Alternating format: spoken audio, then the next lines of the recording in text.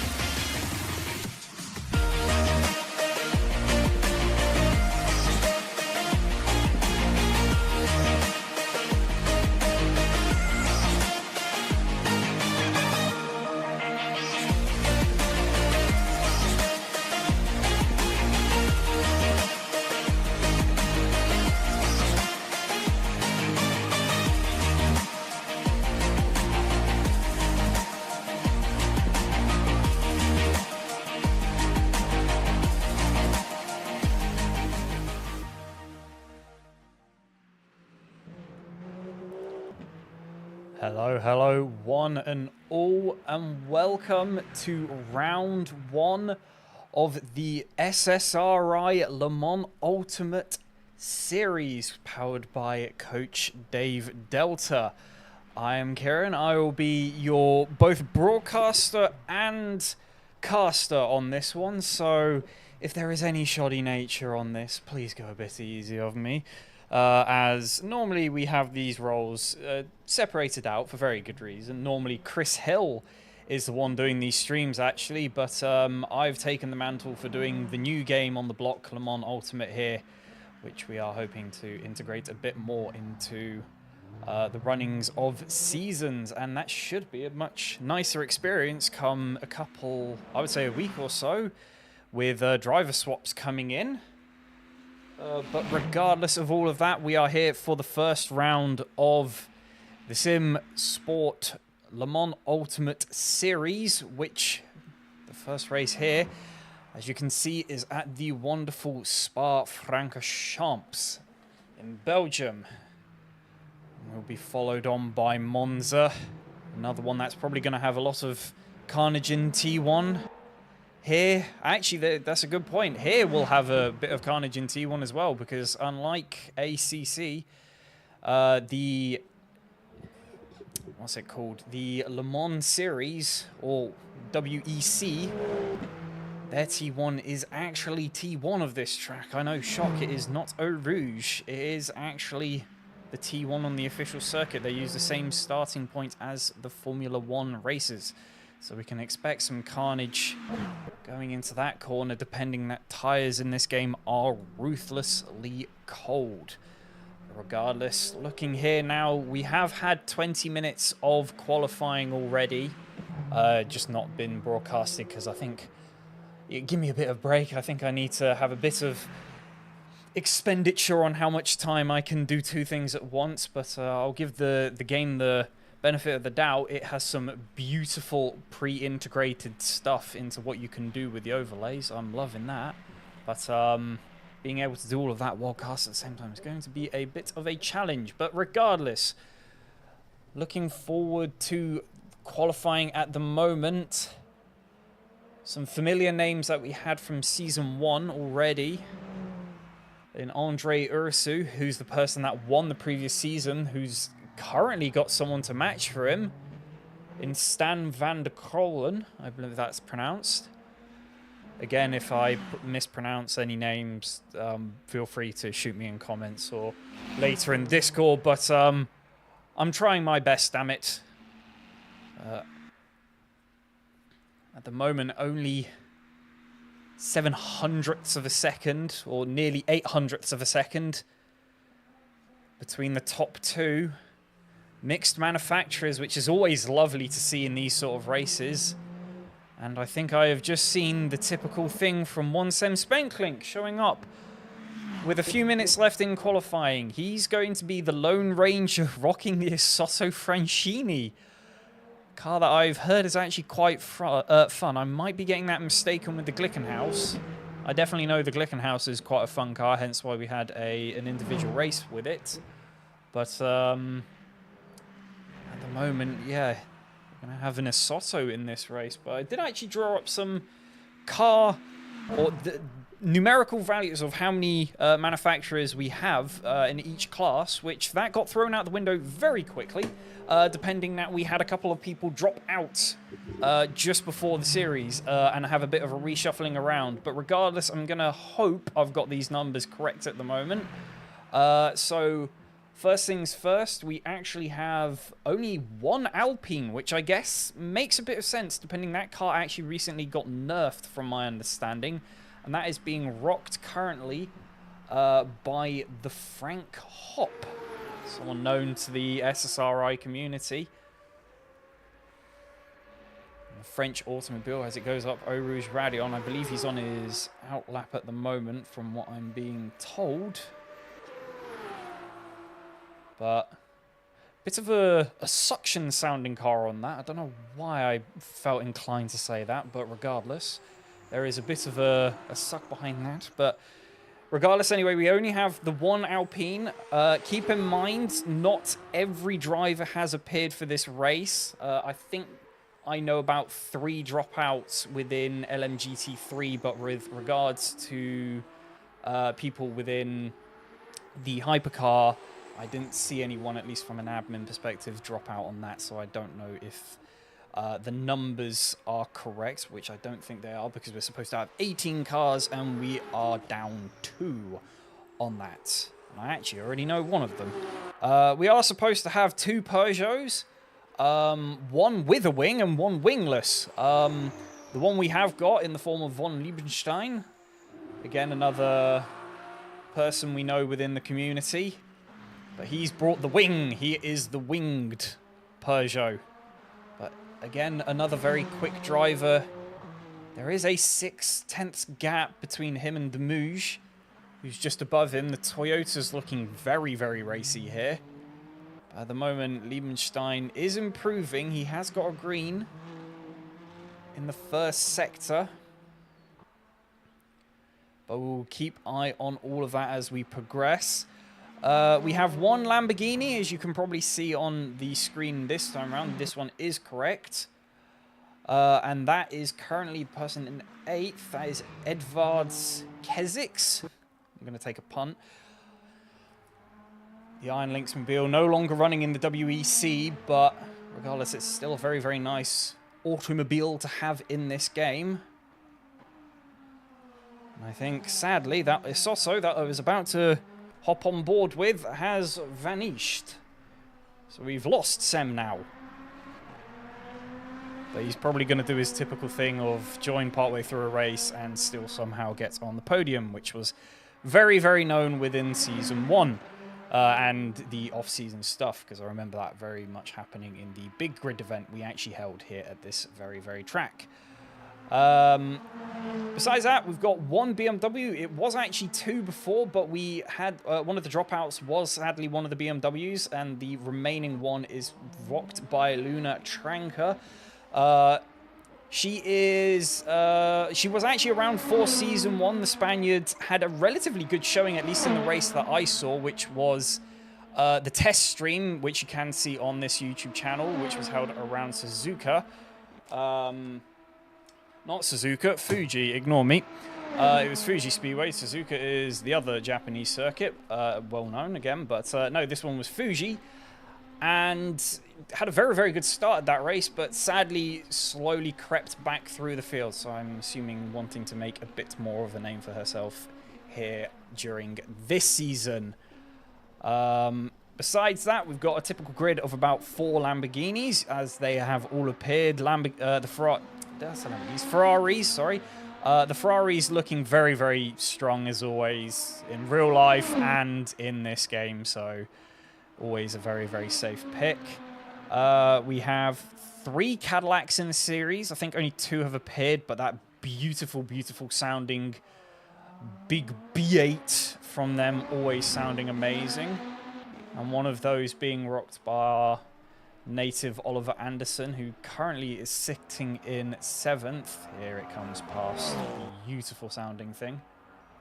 And actually, while I'm thinking about it, I will give the tower... Actually, let's give some extra stuff away. Let's hop on board with the Oliver. You can have this sort of thing. Look at this. All integrated into the game. I love it. We get to hear the beauty of this V8 as well.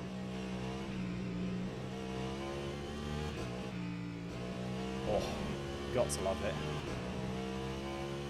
I don't think that on board... Oh, not that. The qualifying information's working. Let's give that a refresh.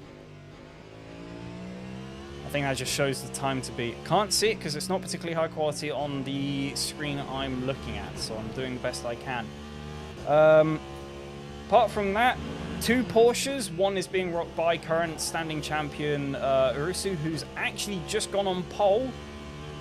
Which annoyingly you can't see at the moment, but I will hop back to give you a view of that. As there it appears.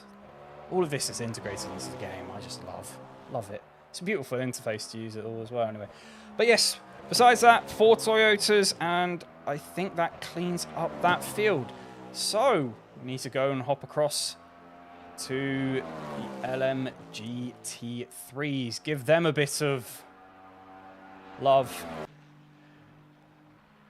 As we hop over to Osman and Kanai in the Ferrari, currently ahead in the GT or LMGT3 qualifying.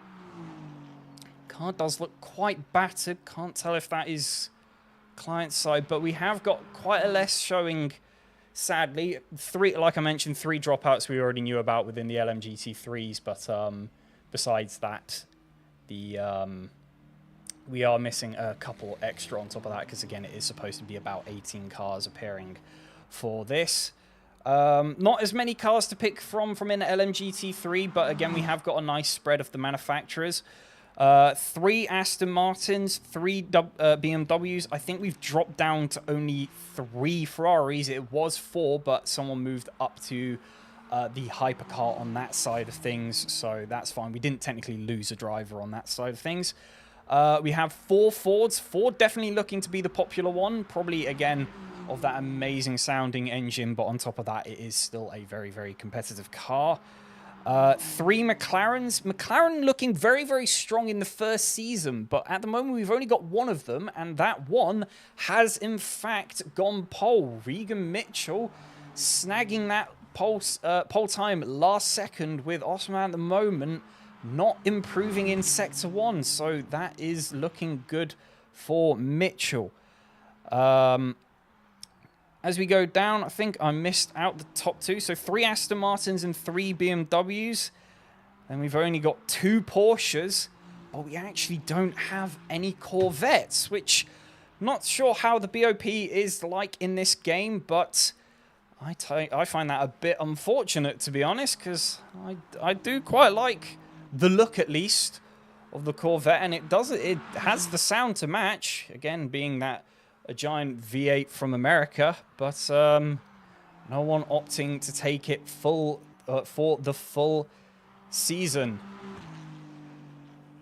Now, as we go into the final minutes of qualifying, Sem has now rejoined again. Can see him a bit, but he hasn't got a time. So, with how this game works, sadly, he's probably going to have to start behind the LMGT3s. He might start in the pit lane just to optimize the fact of any shenanigans happening into T1. But regardless, he's going to have a lot of work to put out for himself. Osama not improving in Sector 2 either, so at the moment, and he's gone wide into the chicane. He's bailed, gone to the pits. Hit the pit on the entry as well, so it's not particularly a great practice for that either, but again, that means Regan Mitchell, it's looking good for him. That is anger if I've ever seen it.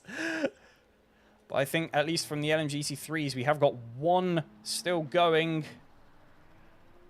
Bruno Ribeiro. Ribeiro? I'm going to go with that. Ribeiro, who is improved in the first sector. He's gone green. I think the BMWs, if they are to mimic the real world thing, not particularly great qualifying cars, but the race is where they are at. He's going to be rocking the 46 WRT livery, one famously known for having Valentino Rossi in. And I will say I do miss the fact that you could have multi-class qualifying, but we've got everyone running on their own, and that is a sadly big mistake for Bruno there. Drops the tyre into the gravel, and it spits him out on the other side, and I think that's going to be it. I don't think I see anyone else currently out at the moment. No, I think everyone is in. Trying to find someone. Oh, I might have someone. Ah! Frank Hopp in Hypercar. He's gone green in second sector, but not in the first. Will he be able to improve on his previous time? I think he does, but it's not going to move him any positions. So he will hold out 13th within Hypercar. Well, 13th overall as well, I should say, on that, with how these working. Looking around again. Is there anyone?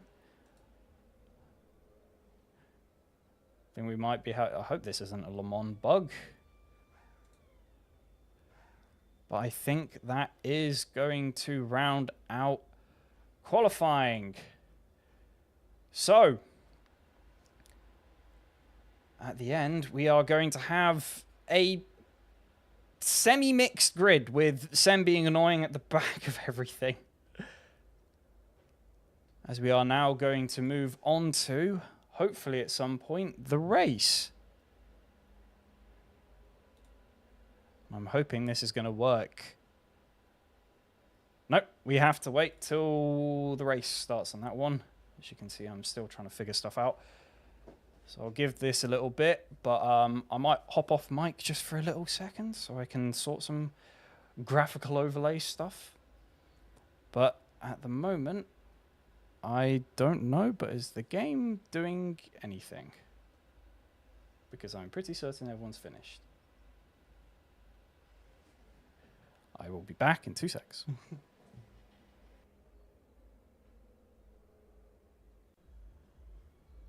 Teams and drivers go to the grid for a race start.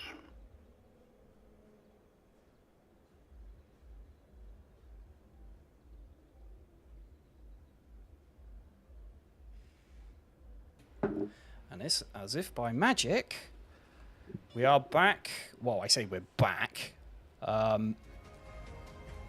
We have a race server, I believe. So now, hopefully this will work. Here we go. Beautiful stuff built into the game. So, P1 and 2, Porsche and Toyota of Stankolen and Andre Ursu. With Demouge and Liebenstein doing very well in that Peugeot. Simon Takrioza in the Ferrari with Zydek following in the Toyota. He quite likes that car. Anderson taking the challenge, as he calls it, in the Cadillac, with Kezix in the Lamborghini. Sonata in the Ferrari, followed by Scheckerman in the Porsche. Tranker with BMW, followed by one of the other Porsches of Saja. Hop in the lone Alpine by the final Ferrari, I believe. No, Satellite, there's two more, or one more. Schellinks in that Ferrari with Vincenke in the final Ferrari. Into LMGT3, which Mitchell took the lead on. Kanai following up behind. Reif in the Ford. Partez alongside in another Ferrari. Side by side, Aston Martins of Vargas and Schenk, which I think those two are currently sitting in the Discord together, so they'll have a bit of a barter together. Rubiero, as we watched at the end there, in the 46 BMW, followed by the final Ford of Buzas. Banks in the Porsche at the end, final of the qualifiers, and Sem leading out the pack.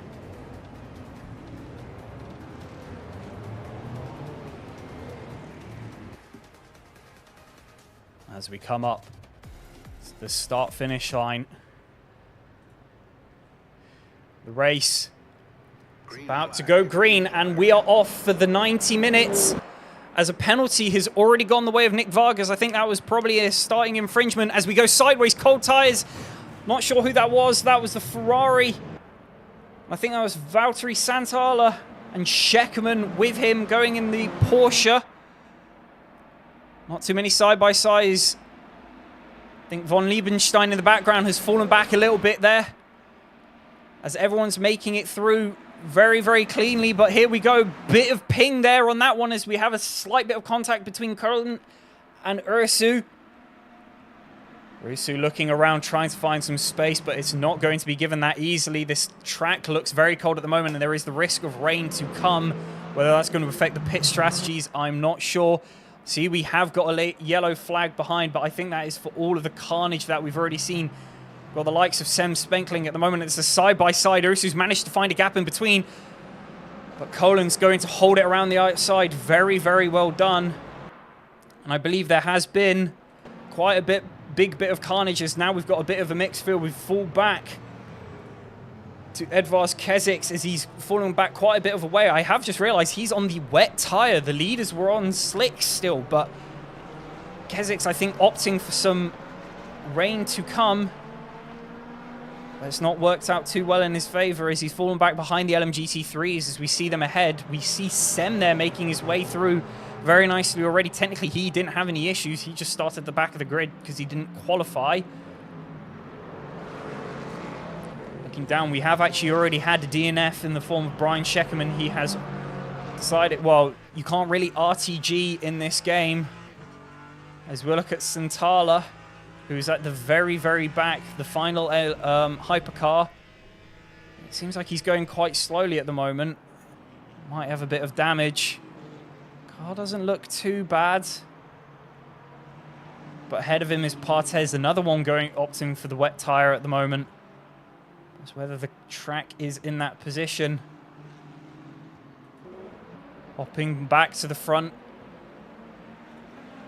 But we have Van der Kolen and Ursu again battering it out.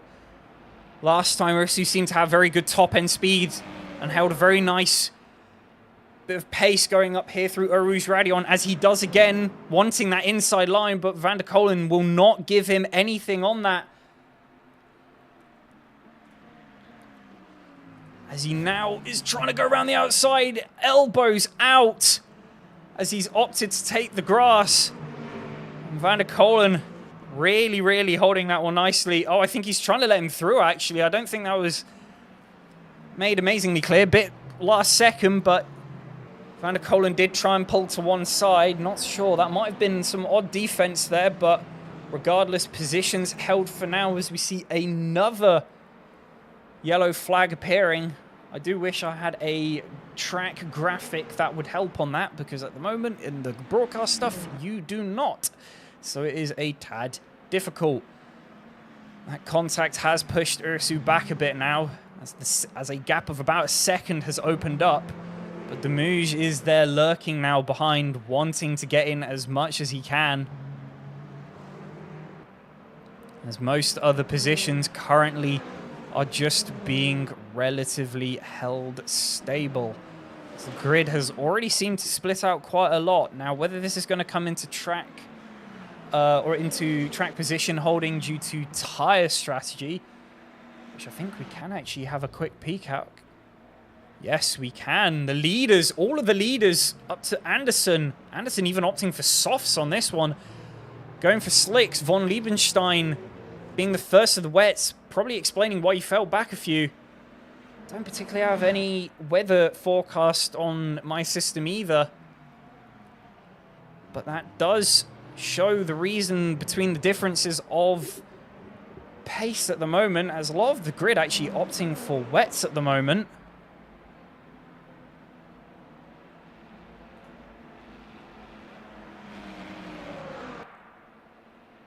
So we look back now. Ursu getting another great run through Eau Rouge Radion, gaining on Van der Kolen. Seems like his setup runs a little less wing, but he can seem to hold up with Van der Kolen through Sector 2, going down the hill.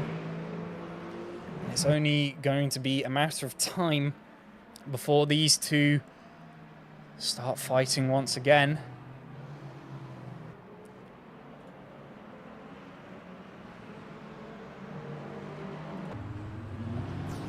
Hopping back to LMGT3. This is the fight for the lead, as a matter of fact. With the likes of Manuel Rife, Regan Mitchell not having a great start. That McLaren just in the background of these three was the pole sitter, as, whoa, that was Ike Choose just behind, having a massive crash, going head over heel. That is race ended. That was a wheel off and the wing gone. That was a huge crash. And we actually see a lot of the LMGT3s gone. Yeah, there it is already. DNF for Aichus. What a massive crash. Just getting a bit of a tank slapper coming up through Eau Rouge Radion. And we know how risky that corner set is.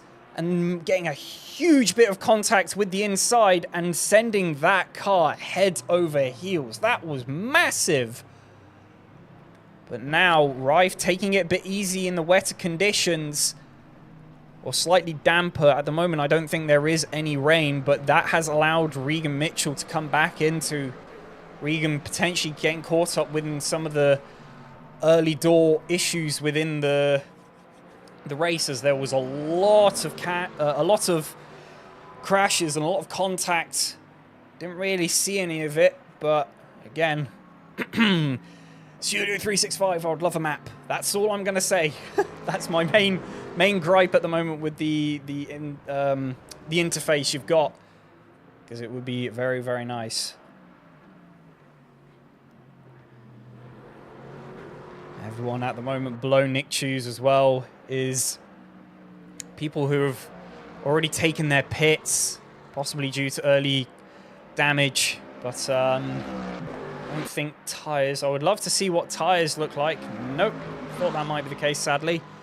Tyres in LMGC3 do not work still, but I'm hoping Studio 365, with the extra funding they have gained, to put a bit of looking into the broadcast overlays. But I mean, at the moment they are pretty damn nice regardless. Coming back across the line.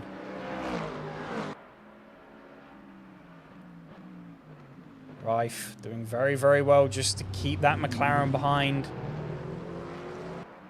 Mitchell seeming to have slowed down that progression pace at the moment. Maybe the dirty air causing a bit of an issue at the moment. He's not really gaining as much as he was before. Maybe Eau Rouge Radion is where he likes to gain that pace. And there has actually been rain for the longest time. Apparently I've just not been able to see it. Might be just because I can't see it with the small screens I'm looking at. But anyway.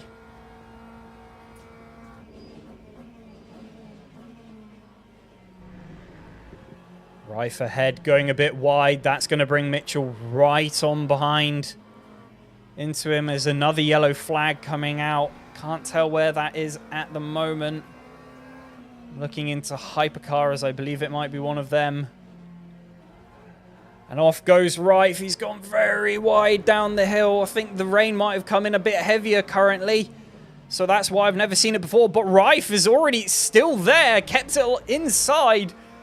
I thought he gone out too wide, but he puts his shoulder into the side of Mitchell to hold first position at the moment. But Mitchell, at the moment, with the pace he's showing, I think it's more of a question of when rather than if. It's a good exit coming out of Pouon, I believe it is. I should have pulled up a track map. I haven't got a track map on me. That's not great of me. I'm doing great as a caster at the moment.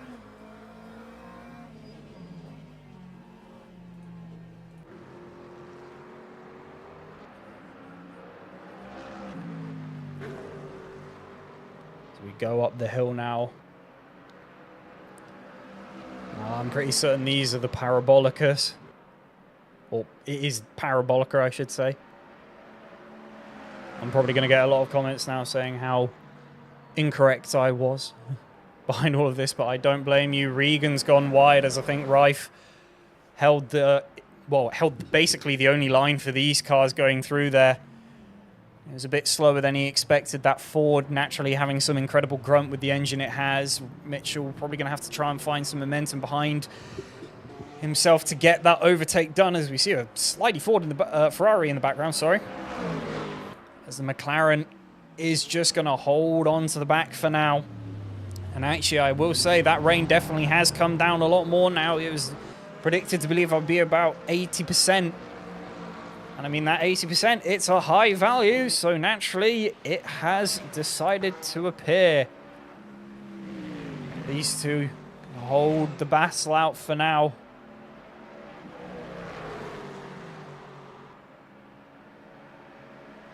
So Ferrari Hypercar is going to hold it around the outside, touching the grass a little bit. Mitchell has got the run now. I think he's going to hopefully use a bit of that slipstream from the Ferrari. It doesn't give too much, but he's gone into the corner with a lot more speed than Rife. He's gone in too quick, though. Thought it looked a bit aggressive.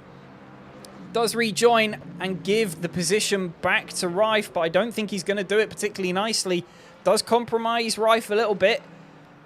But for now, positions are back. And we are back to the same as we were prior. So Mitchell going to have to try again, just outbraking himself a little bit coming to the top of the hill.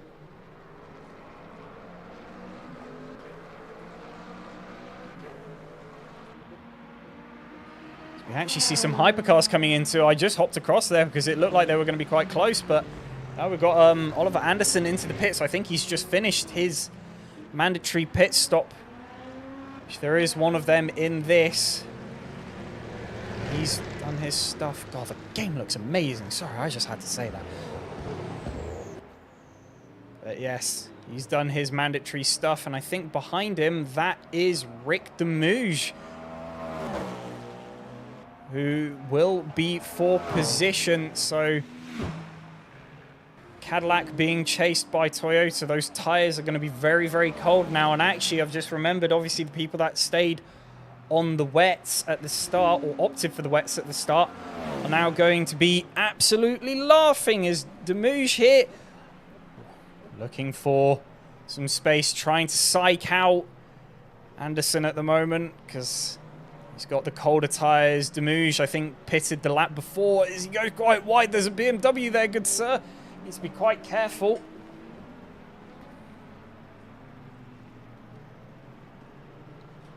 But at the moment, relatively static besides this fight. And I think there's two Ferraris having a bit of a squander as well. 51 and 83 in 7th and 8th. But these two definitely the closest at the moment within Hypercar at least.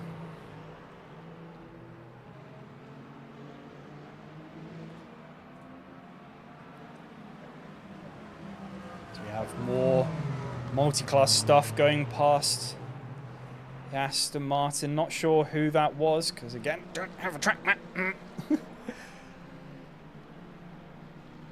But the custom overlays and I would hope unique numbers are to come in the next update. So that would make broadcasting much nicer.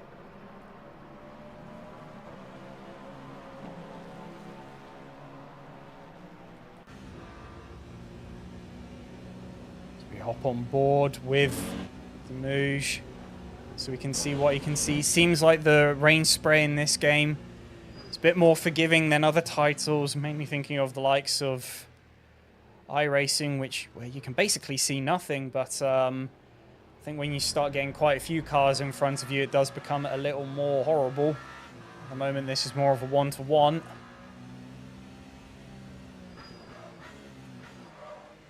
Turn on the driver HUD to see what the inputs are like of these drivers, especially going through Eau Rouge Radion coming up ahead. We go flat. No, we do have a bit of a lift. I'm not surprised in these conditions. Anderson seeming to get a really, really nice run through there, actually, as that gap does extend, coming out to a second now, so Demouge may be opting for more wing. However, I am aware that the Toyota doesn't have too good top end as he's actually outbraked himself. Goes a bit wide there.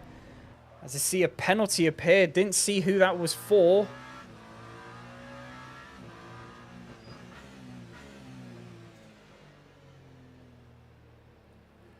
Grid really getting a bit mixed up at the moment due to, naturally, the weather.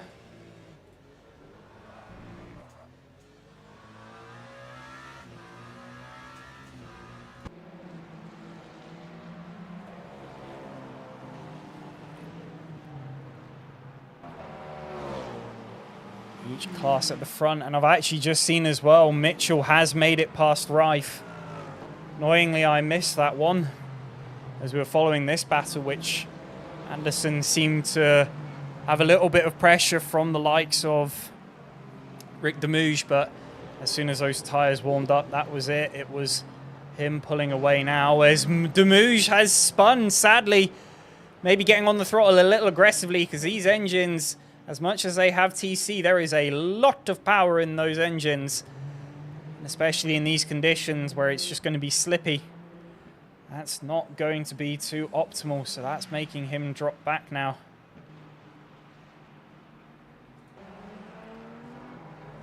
Looking forward now, we've actually got a three-way battle here. These were the two Ferraris I mentioned earlier on that were having the fight.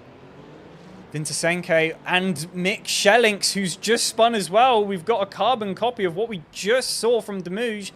And actually, that's probably going to bring Demouge into this. But we'll stick to the fight just happening in front between Anderson and Vincenzo. And Anderson already making pass. He made that look very easy. I think the Italian of Samuel getting caught out as he goes sideways up through Eau Rouge Radion. Is he going to hit the wall? That is a terrifying thing. He clips the rear end, but luckily that rear wing does hold up. As much as these cars are tough, they are not that tough. So I think he's gotten off quite luckily there. But that car will definitely have some damage. So he is going to have to take this quite safely for the rest of the map, for the lap now. Oh, as we go into a complete whiteness of the spray of cars in front. I think he's just going side to side there, checking what sort of damage he has. He goes a bit deep, but that car is not going to feel the greatest for the time being, at least.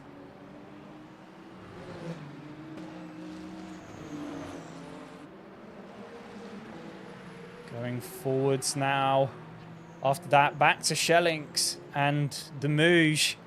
These two having their own little bit of a spin, which brought them together.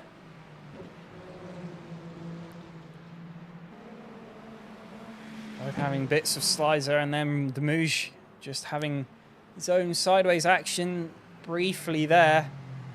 This gap has held relatively stationary for a little bit at the moment. Not sure if Schellinks or Demouge had a little bit of a battle earlier on. But they are currently the two that are holding each other to some honesty, as I think I heard Demouge go off. Did I hear Demouge go off? Demouge, I think, did go into the gravel there, as I heard a bit of a spin up. And that's put him behind again. People mainly struggling with the track at the moment. They're fighting themselves more than each other. So that again has taken Demouge out of another fight. Very, very unfortunate. These conditions proving to be absolutely ruthless.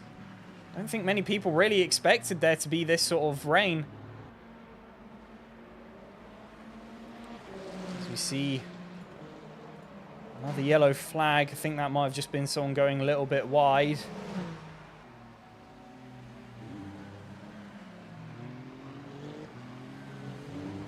Around Van der Krolen seems to be catching up with Timo Zidek. Two number 7s, the same car, which doesn't make things complicated at all. They're having to make their way through some traffic at the moment. But Van der Krolen definitely catching up to Zidek. Not sure if Zidek's had an issue, but he was closer to Ursu just a second ago, so I think something's happened with him. Now the two Toyotas are going to have a bit of a battle. Oh, there definitely is. I'm not sure if that's damage. It might be a bit of damage. Hard to tell at range, but Zidek definitely going wide there as he's now got his fellow Toyota right on that rear bumper. He's not going to want to give this place up easily, and he's hopefully not going to get this GT3 in an awkward position. It's going to be relatively awkward.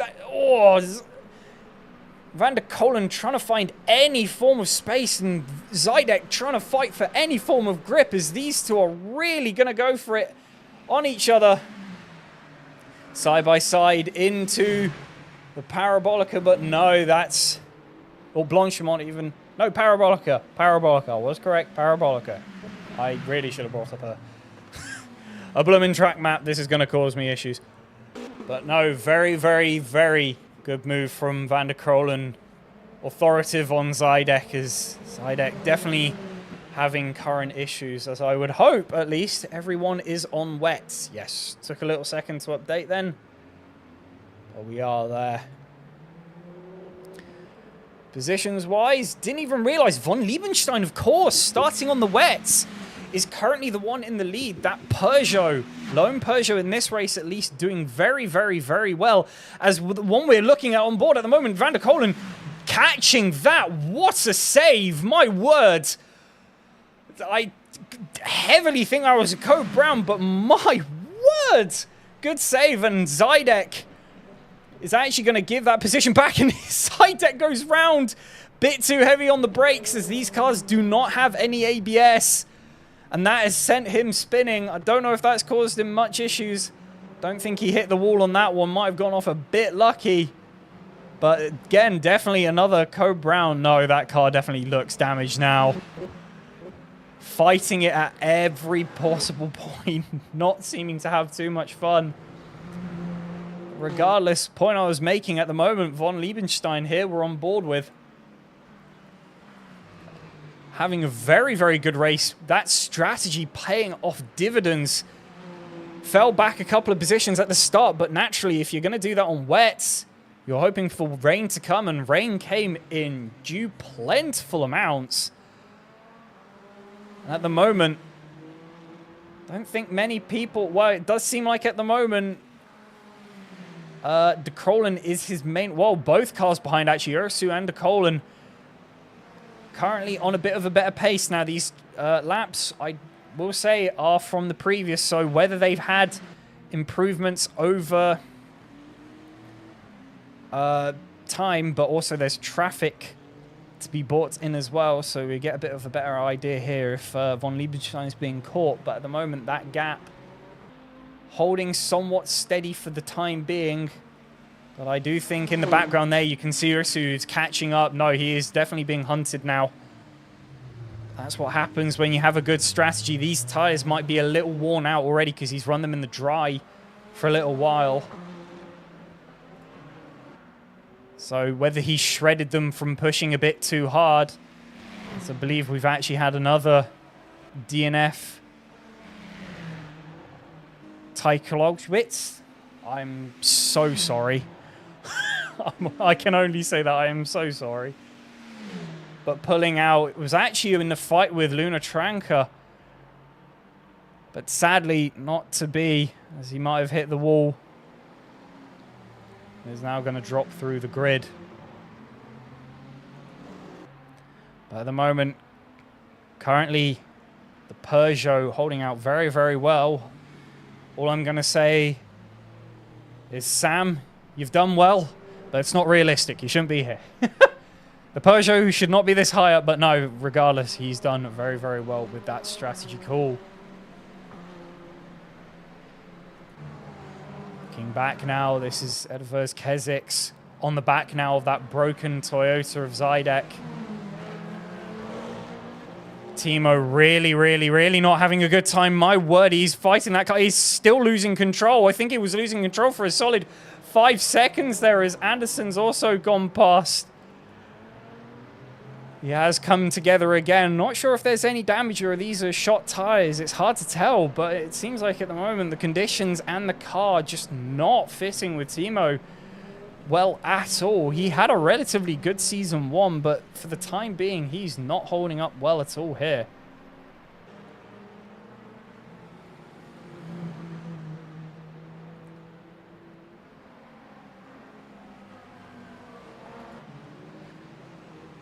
Go back to LMGT3.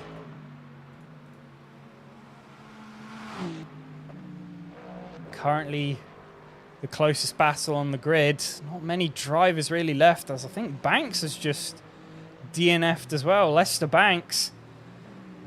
The conditions really, really, really hurting people at the moment. We've only just about to hit 20 minutes into this race. Or 30 minutes, I should say. It's a 90-minute race. At the moment, each class having their own fair share of issues. Zosserman being very, very polite there, allowing the hypercar through on the inside. But the LMGT3 is very, very well spread out. Regan Mitchell currently leading, but he's got a very, very convincing lead to say the least.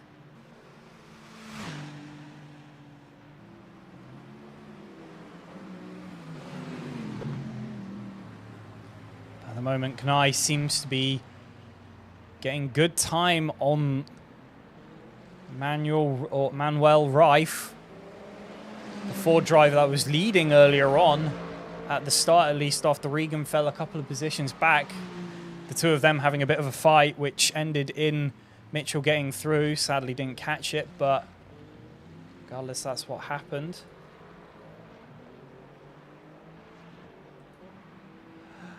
Looking forward now, this is the one-to-one battle. This is for the overall lead. That gap really came down quickly. I wasn't even paying attention enough on that, my word. Andre Ursu, Season 1 champion, coming back very, very strong. Sam von Liebenstein having an amazing start with strategy, but that pace of the Peugeot not holding up, as I heard a crunch from behind. Was that von Liebenstein? No, von Liebenstein's gone off. And Standard Colin now is going to come through. Caught him in an awkward place, so he's going to have to come off the throttle a little bit. But that Peugeot definitely heard it on the stream. Hit the wall pretty hard, I think. And that's sadly going to really affect Sam. I don't think it's going to be too bad, but I've just realized as well, Sam hasn't done his mandatory pit stop, but the fuel scenario with these cars, regardless, even though the likes of Ursu and Van der Kolen started on the slicks, went to the wets, so pit-wise they don't have to go in again. They sadly will probably have to due to fuel, as I do not think these cars will be able to, as von Liebenstein goes sideways. Actually, it's von Liebenstein, the one struggling on fuel. Does make a bit of sense due to the other ones pitting, but I don't think Ursu fueled in the pits. So it's going to cause some issues. As actually I can see happening behind them. We've got a Lamborghini versus Cadillac situation. Oliver Anderson versus Edvars Keziks. Keziks really coming up through the ranks. Well, I say the ranks. He's made his way through the grid quite nicely. Started, I believe, 7th on the grid. But he's pulled his way through and has made his way to 4th. Having a good fight with most people on the way. I think he was one of the wet starters as well, as both of these cars go incredibly wide. They both come back on, as I think they're having a bit of a fight. Oh, Kezik's actually allowing Oliver through. Whether he thinks that's due to an unfair overtake, not sure what happened on that side of things, but good to see the sportsmanship. Both cars really struggling for traction on the throttle. As we hop board on Edvard Keziks. Taking it very safely through. Pull on. Now down to Piff Paff. Each car taking different levels of caution. Oliver seeming to take the more wider line into the first part of the corner, but that does mean he's going to have to get on the throttle a bit sooner. But Keziks touching the gravel is not going to help his progression, but Oliver goes very, very wide. And this is the part you really don't want to do that, but I think due to the weather, actually, he might have gotten away with that one, so he's quite lucky there.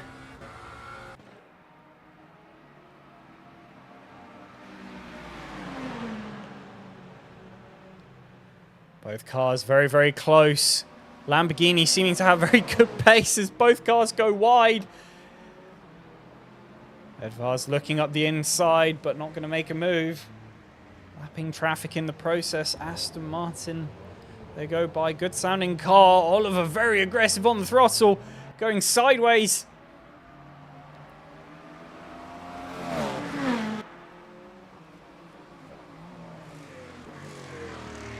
Taking it easy. Oliver once again seeming to go a bit wide. This is going to cause side-by-side. No. Due to Oliver being on the outside, Edvard couldn't get on the throttle as early as he wanted, meaning Oliver actually still had the run. I don't think they would have wanted to particularly go side-by-side through Eau Rouge Radon regardless, so probably best for the two of them.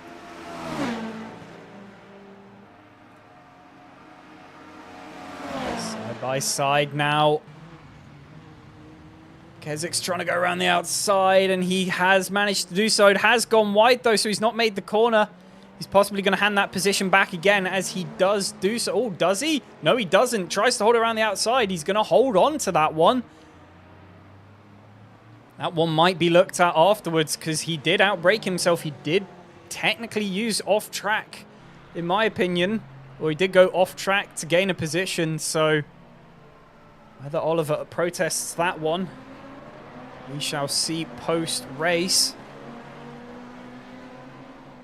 It was a good battle regardless, but I don't think Anderson's particularly going to let this one go because the reason behind that overtake might have been due to the slipstream more than anything. Both cars again going sideways, but I do think now, from the looks of things, Kezic's main pace is coming through now.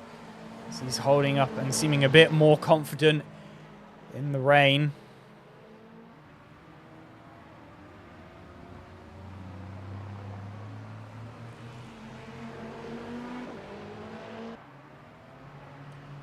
Looking back into LMGT3, I have noticed Osman Kanai, the Ferrari that we're following a little bit, we've got another DNF on his side, sadly. This lap traffic, this might affect the two of them. Oliver having to take a narrower line, that is going to break free of Edwards Kezic's, but that's not going to be the case. It's go wide into the gravel. Oliver Anderson goes back through. This is a great fight between these two at the moment. So sadly, all of that progression and all of that pace that Edwards had is now just gone to nil again, as maybe just being put off by the lapping Aston Martin, or him lapping the Aston Martin, and that's going to cause a bit of unjust in his mind. But he's definitely got the pace. He just needs to recoup. Hopefully, he can get back to where he wants to be.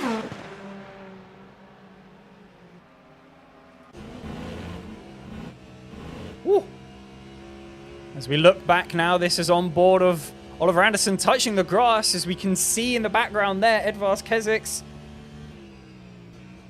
Cadillac not making too much progress at the moment.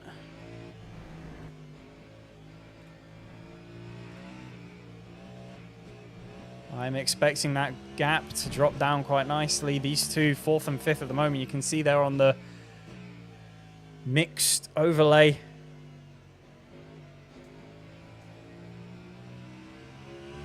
Being very gentle on the throttle.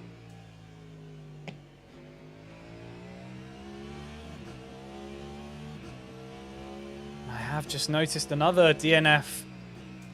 They are falling all over the place. Rick Demouge, one of the Toyotas, someone at the front actually having a bit of a fight with Timo Zydek earlier on, which sadly both of those Toyotas actually now dropping a lap down, not having a particularly great race. But he has DNF'd. He's gone, well, he's RTG'd in this game because that doesn't really exist here. This game being quite brutal. Lap traffic really helping Anderson there. Compromising the exit and entrance, should we say, for Kezic's or Edvar. But that exit from now coming back up the hill for Anderson isn't going to be great. Kezic's is going to try and get on the back here. Slipstream is going to help him as much as possible. But keep in mind, Parabolica is not going to be flat. Or are we going to... Slight lift there. The bravery of Kezic's was coming through, but he does go wide, so lifts off a little bit. So the positions do still hold true. Bit wide going into the chicane, the bus stop for Anderson. But gets a good exit, so positions still hold as they do.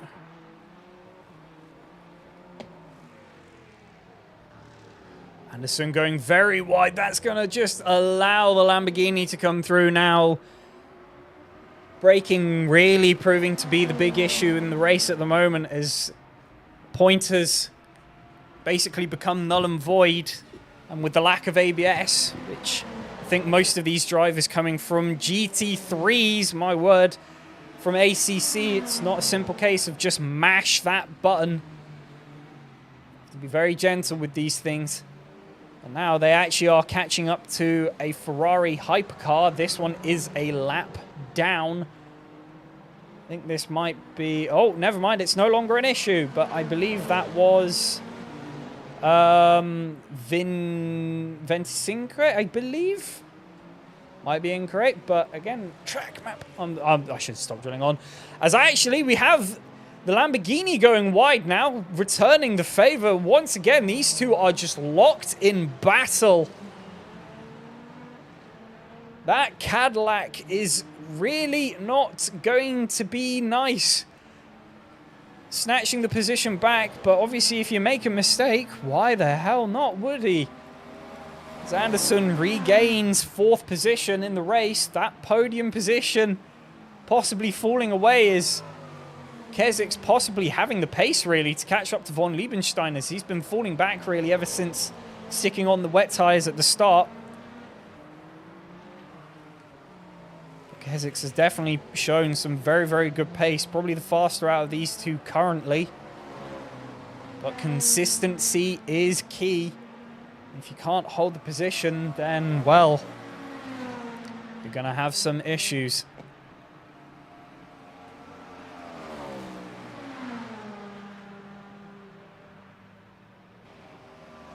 Coming on to hypercars, as you can see there, and quite a few DNFs. Mouge sadly falling to be one of them. Lost half of the Ferraris as well.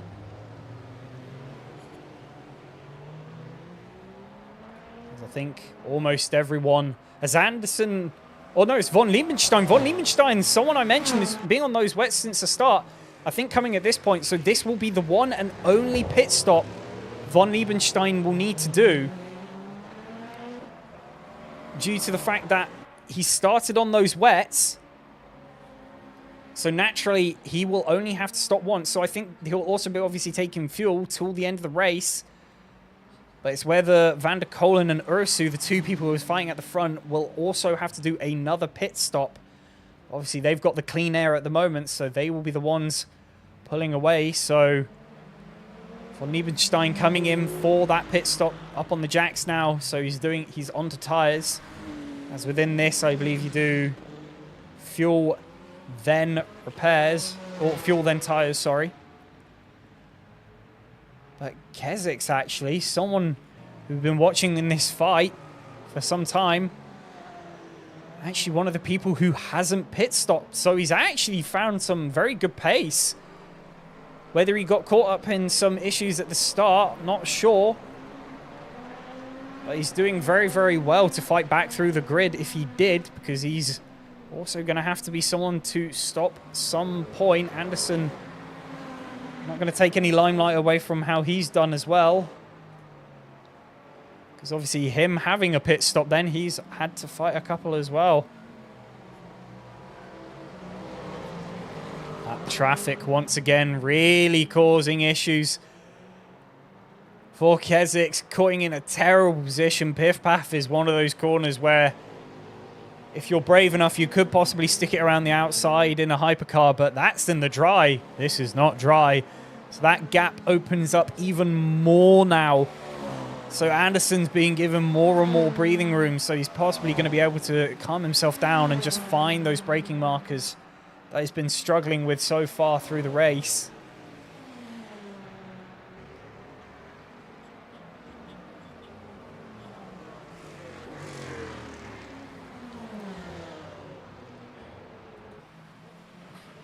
Looking back as well, we've got a yellow flag. Not sure where, but the Asotto Francini of Sem Spenklink is catching up to the 83 Ferrari of Mick Schellings. That gap has come down over time.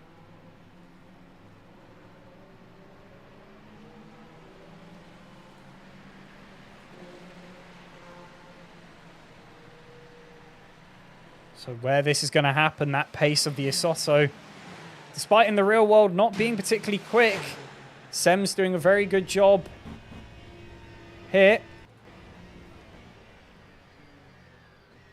Hopping on board with him.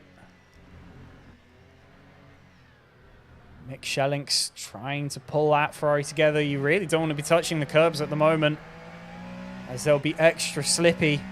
Not particularly great. As I get that engine bug again. Sem going for a dive, and Mick, I think, just allowing Sem through. He knows that pace of Sem. The practiceless speedster. I'm going to give him that nickname. Why not? Always turns up late and always seems to do well, and that's going to put Sem currently into 5th then.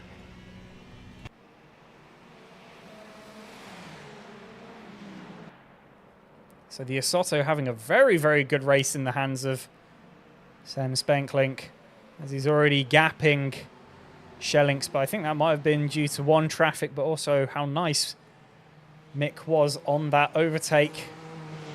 As we can see on the Deltas as well, Von Liebenstein after that pit is catching up with the Alpine of Frank Hopp.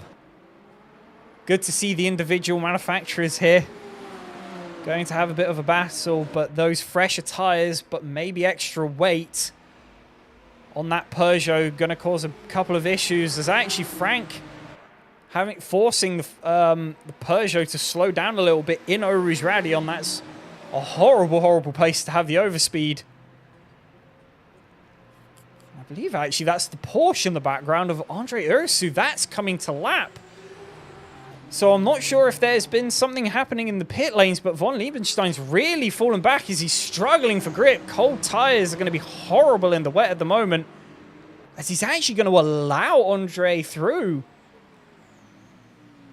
Now, I know normally you wouldn't do that in the for a safety car, as the Alpine goes very wide. Not sure if that was intentional or not, but a lapped car was coming through, but that's made the fight very, very easy for Von Liebenstein as he just plows on more. But a very, very long pit stop potentially for the likes of Sam Von Liebenstein. So not really sure how he came so far back. Maybe just the pace not being there as much mid-race, but this does lead me to believe, in terms of fuel and that sort of thing, that front runners are definitely going to need to pit again, as Timo Zidek and Von Liebenstein are the ones on 70 plus, so I think they're the ones really optimal for the end of the race. Everyone else will have to pit again, at least for fuel.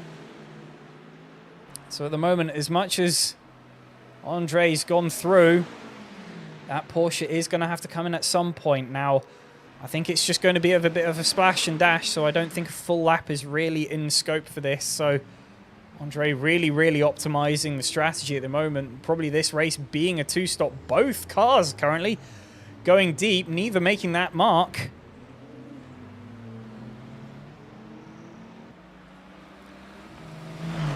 The grid's now very much spreading out.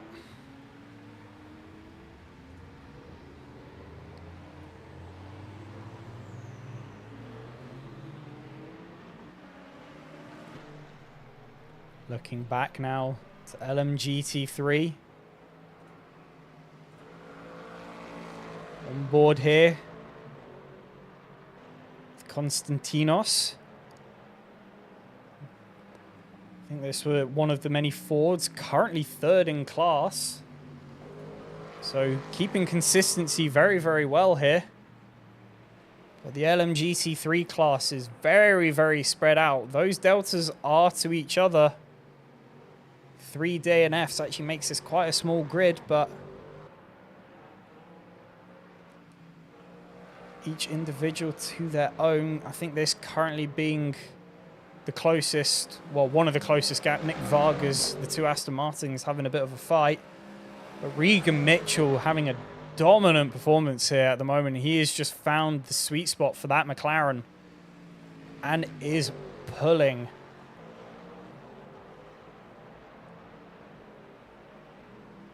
So not too much really happening on the LMGT3 front. Manuel Reif, though, is holding up nicely. So not too... Well, it doesn't seem like he's had any dramas, but that gap opened up to nearly 30 seconds now to Regan Mitchell. Need to keep in mind at the start of the race, these two were literally banging doors. So whether something's happened to one of the cars or just Mitchell has that much extra pace, hard to really tell.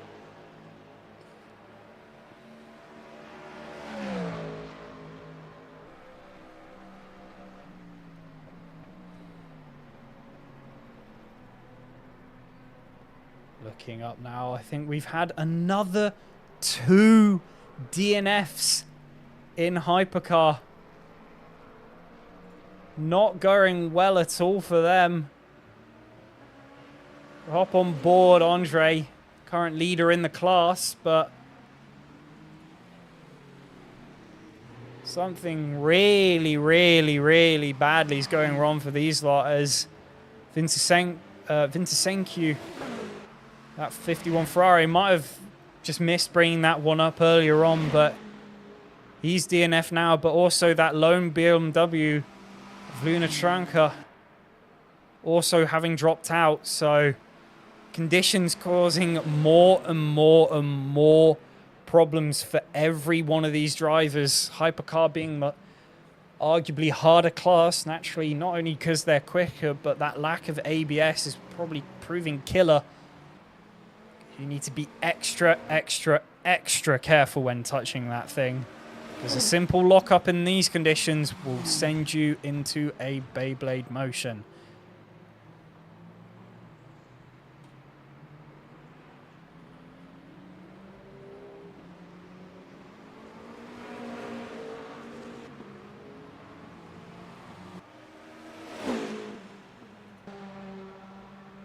Advars Keziks now.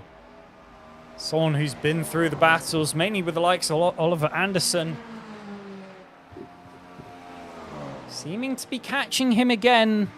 These two seem to be accordioning at the moment. Now, whether that's Oliver still pulling away, that gap has come down over the lap at the moment. As you can see it dropping down within 2.5 seconds. It was about 4 about a lap ago. But tank slappers galore seem to be the theme at the moment, as each car really struggling to keep things on track.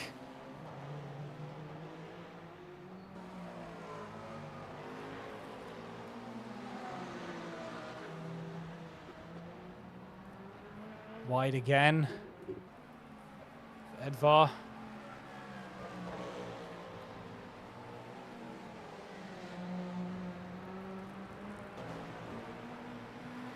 We see a yellow flag. I would scroll rapidly through everything, but I don't think that would be fair on everyone, as I don't see anything too clear at the moment. Not sure where that'll be, as I hope we're not getting another DNF. As we are getting another DNF. That was second place. That was Van der Kolen. What has happened there? The Toyota that was looking so strong for this race has now sadly dropped out. As we see him in the garage, something atrocious has happened there. I'm hoping something will be put in the Discord on that one, but absolute travesty. So that means Oliver Anderson in that Cadillac and Edvars Keziks are now both on the podium. It was a fight for the podium earlier on, but now it is both on the podium. As every little position, this is what I mean by you should keep fighting through a race, because anything can happen. And this is one of those things that has happened. So we look at the now gained P2 person, Oliver Anderson, in that Cadillac. So we can go on board just to listen to that V8 sing.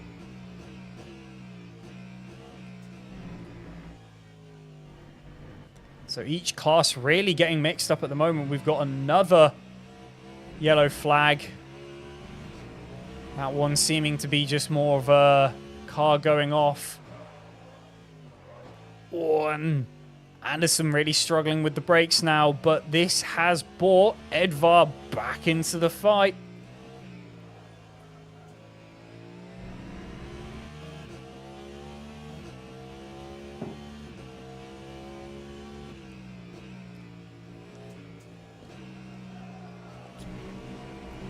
It's now going to be the fight for that second position on the podium. But Oliver's got traffic up ahead. Not too bad. Well, actually, no, this is the bad spot. This is Piff Paff. BMW goes off straight, though.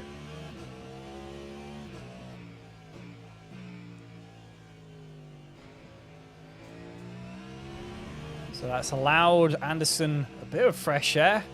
Still held up a little bit, but these two are going to once again be gladiators and have to battle.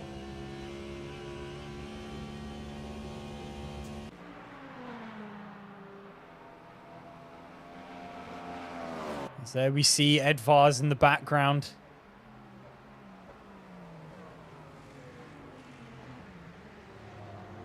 Oliver seeming to have a bit more composure compared to when Edwards was behind him right on his tail, but obviously that can all change when he actually does get there once again.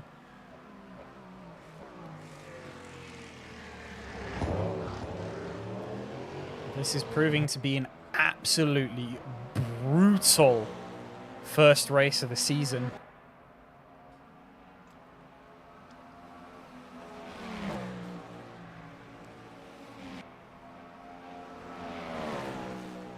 Once again, this being the closest fight on the grid. LMGT3 looking at those deltas seeming to be actually getting bigger. They're expanding out a bit more. Regan Mitchell has actually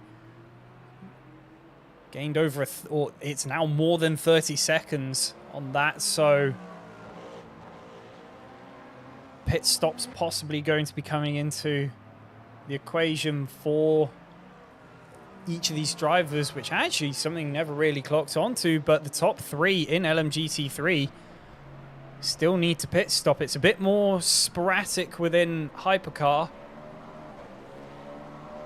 with the only person, I think Sem might be fine in terms of fuel. Can have a quick peek at fuel on that one. I am very incorrect.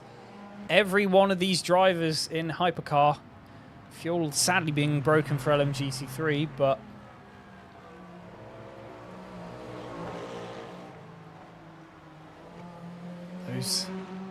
each one of these 5 on both classes going to have to pit stop at some point, as that gap has now opened up a bit more. I think Edvar getting caught by traffic in a horrible place, probably in Piff Paff once again, as we drop back to him on the hunt. Whether these positions are going to be made in the pit stops, whether they opt for tyres or not, with the amount of time left, because Usu has come into the pit now. And that was inevitable because we saw him on 5% energy left. So he's just gone for fuel from the looks of things, slides out that energy, and the engine's going to kick in. But that does mean, I believe Oliver Anderson is going to take first position, but naturally Oliver is going to have to be the person, or he's going to have to pit himself.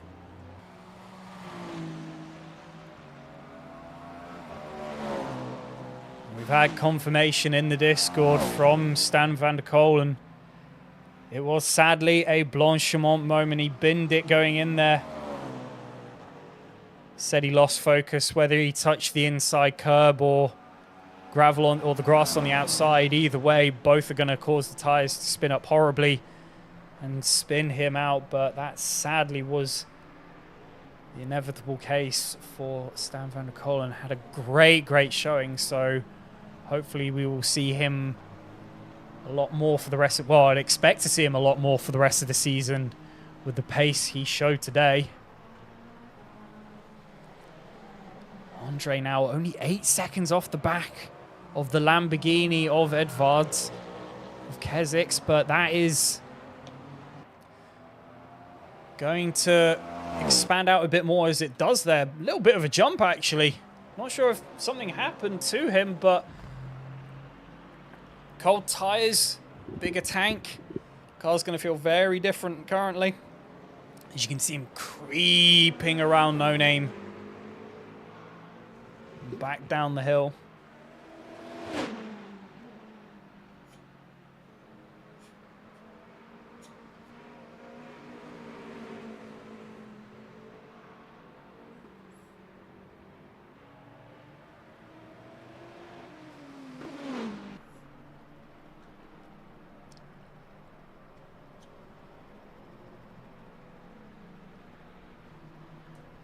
Now looking back, we've actually got pit stops starting to happen for the LMGT3s.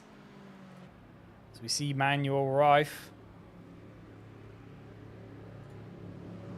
hopping in the pit. We can hear someone else in the pit stop. That is Constanthos Bouzas.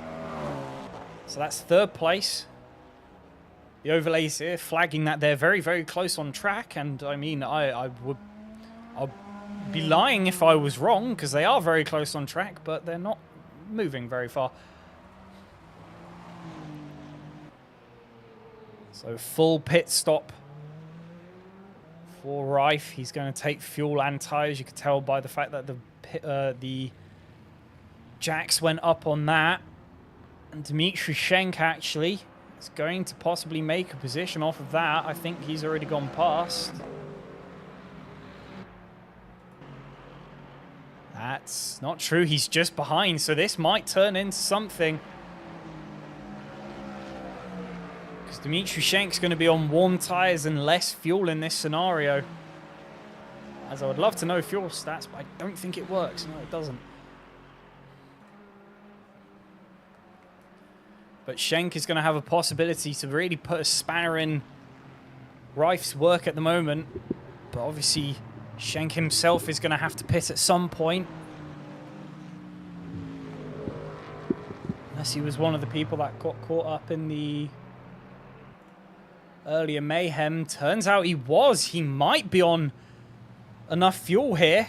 I would love to tell you, but broken overlays. But this might actually officially be for position. And that gap already coming down pretty quickly as the Ford is looming very, very, very quickly into the view of Dmitry Schenk. So that is probably going to come into something.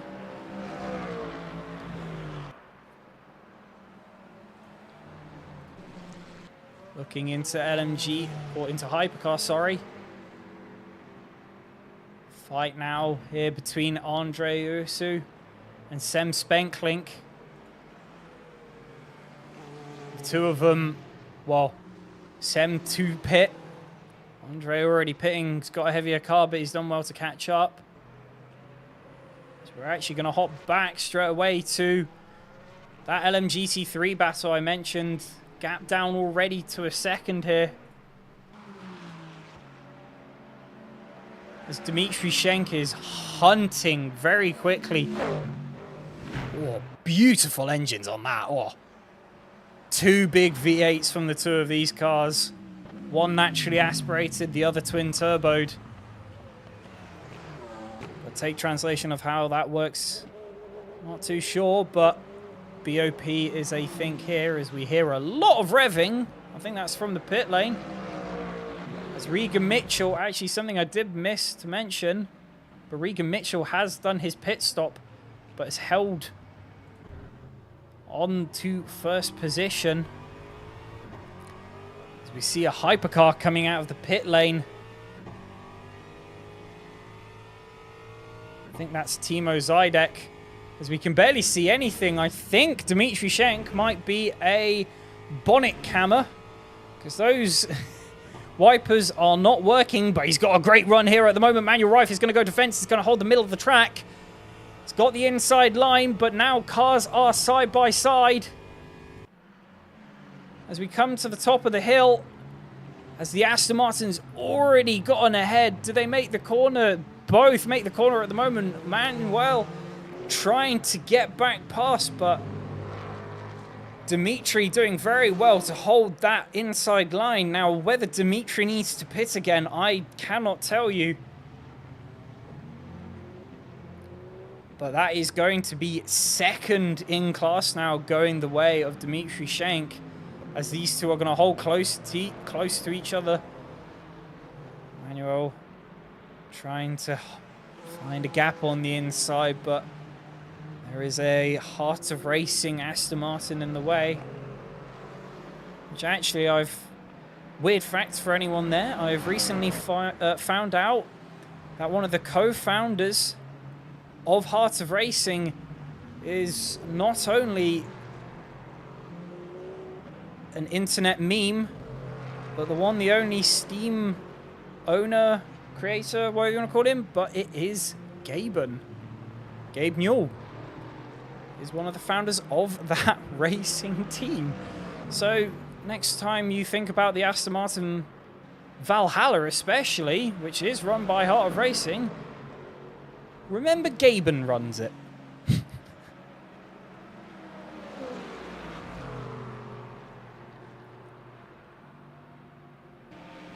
As much as Dimitri Schenk has made his way past Manuel Reif, that gap really isn't spreading out as much as possibly Dimitri would have liked to.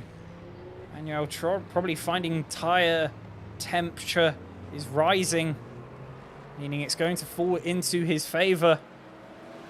So now Dimitri's going to have to be the one doing some defense. These two are going to be locked into battle now for a good bit of the remainder of this race.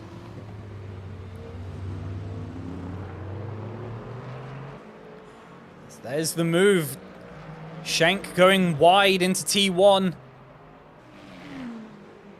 I had to look away just for a second, and it was poor timing as Manuel Reif making his way back through, but we're going to see a carbon copy. Schenk seems to be strong through Eau Rouge Radion, and that does seem to be the case again. He's going to have the slipstream on the Ford. Top ends of these two cars are probably going to be relatively similarly matched, but that gap just isn't closing down enough for the likes of Dimitri Schenk, and once again, Manuel Reif is back into second position, and this time it's after a bit of work he's had to put into it.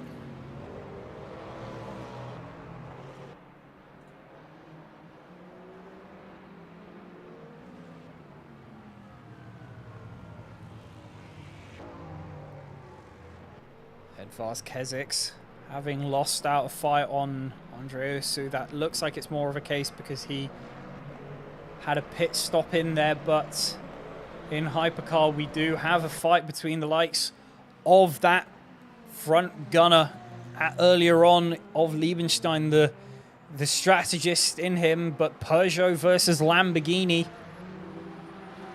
Two manufacturers which, if you looked at their road cars, you really wouldn't imagine to be alongside, but it's always nice to see here Peugeot actually having some very big Le Mans name or Le Mans pedigree to them, as they have won the 24 hours before. But it seems like Kesix isn't going to make it difficult for von Liebenstein. He's seen the pace differential as Kesix actually does go wide into Piff Path, allowing that Peugeot just to pull on as squirrely under brakes.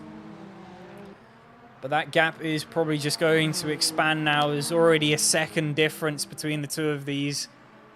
Von Liebenstein, after that pit stop, really getting back into his pace of things.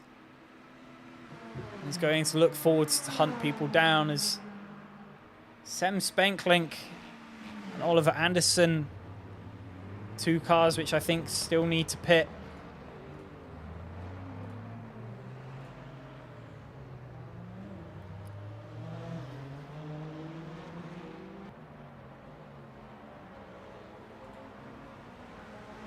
See, Anderson and Spenklink both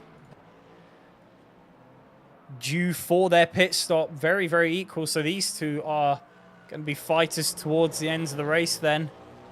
That gap comes down between the two of them.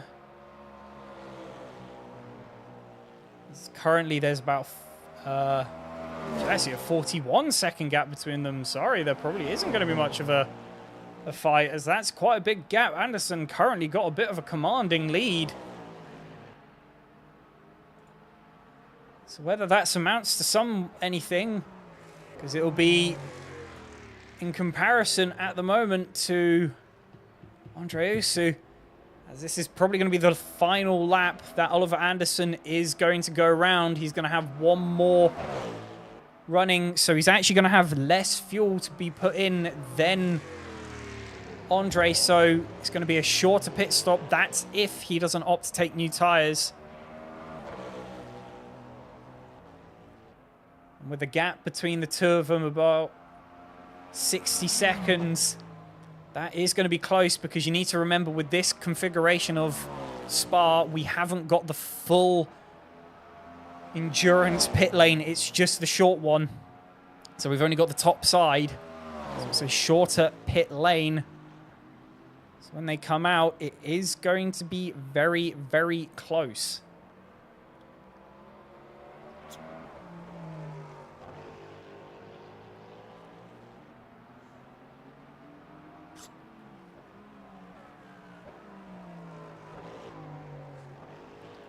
Oliver seeming a lot more comfortable now. I think having that pressure off of his back of the Lamborghini, of Edvards on his neck, really not being the nicest thing, especially when having to adapt to conditions like this, as the rain does seem to have lightened off a little bit. That might just be my eyes not being too good.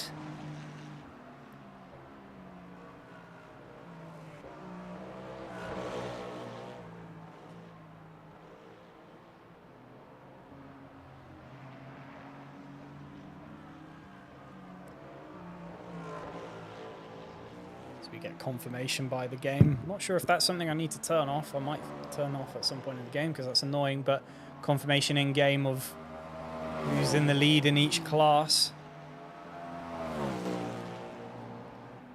Regan Mitchell holding a strong lead, 35 seconds now in his. Now, I don't think Oliver wants to really go for that gap because he's going to come into the pits now.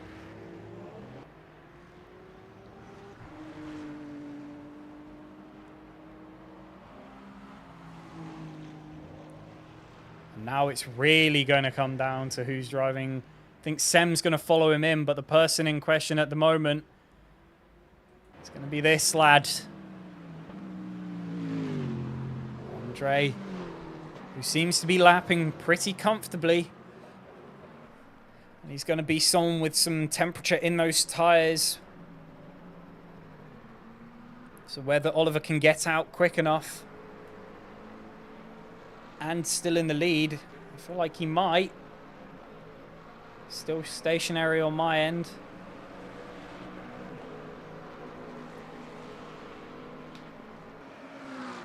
But Sem has also come into the pit. He's going, or he's slowing down for it from the looks of things. There it is. Confirmation on the overlay. Oliver is now up and moving in the pit lane. This is going to be very, very close. These two are going to come into fruition with each other, as Oliver, I think, is going to be coming out of the pit lane now. There he is. So he is going to hold the lead for now, but those tyres are going to be frigid. And that 7-second gap, as much as it looks very, very nice for Oliver, is going to come down very quickly. As Andre and Oliver's battle has now been unleashed.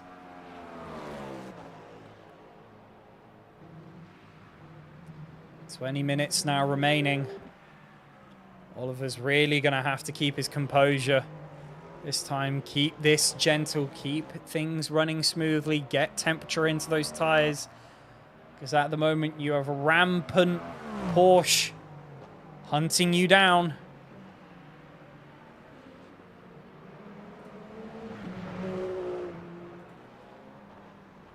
Here it is, number 5. The Team Penske Porsche livery. To be honest, I'm going to look forward to having custom liveries in this game, because not only will it make seeing each driver a lot easier, or telling which driver's which a lot easier, but then it'll also mean individual numbers become a thing. And unique cases. I can say numbers rather than names if I struggle with pronunciation, as my brain cannot fathom.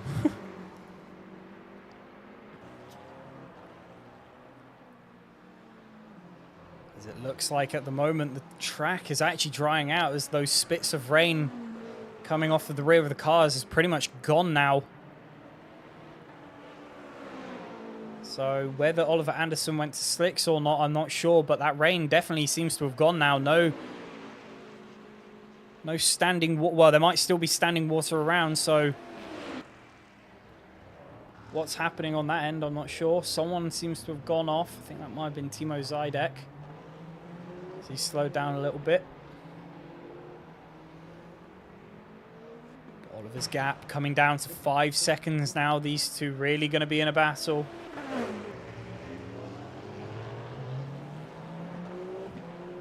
As we'll keep watch of that. Throughout all of this, not much else really happening on track.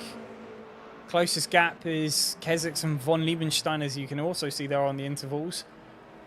As we know, that was a handed place by Keswick's to von Liebenstein, but at the moment, Keswick's really seems to be coming back at that Peugeot. So whether they meet again on track, we'll see. But Oliver seeming to do very, very well getting temp into those tyres at the moment. That is partially helped due to the fact that he was just on a straight, but 5 seconds. Holding somewhat strong at the moment, but Andre is looming in. So we can't rest too easily.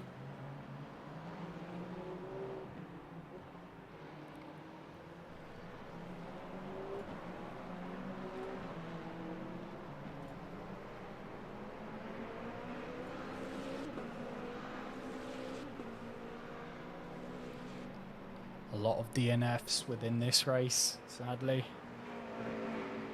due to the ruthless nature of things, but I'll be interested. So we can have a quick peek.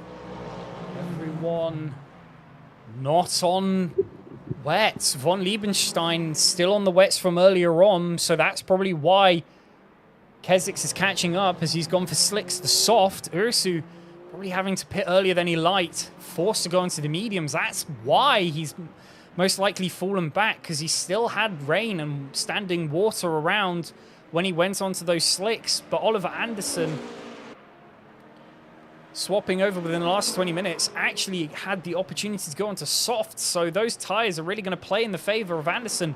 Great strategy, possibly lucky on his end, but Oliver having an outstanding race at the moment. Von Liebenstein seeming to be the sad and unfortunate one coming out in terms of strategy at the end of the race here. Keswick's actually falling back a little bit there, but Liebenstein initially seeming to do all the right things with starting on the wets, getting up to first position, but then with going for only a one stop and the changing conditions with the dry track now at the end, that tyre deg is going to be absolutely screaming as those tyres are going to wear down, as naturally the pace on wets in dry isn't as good as slicks. But he's doing a very, very good job to hold that gap between himself and Edvards. Keswick's just behind him.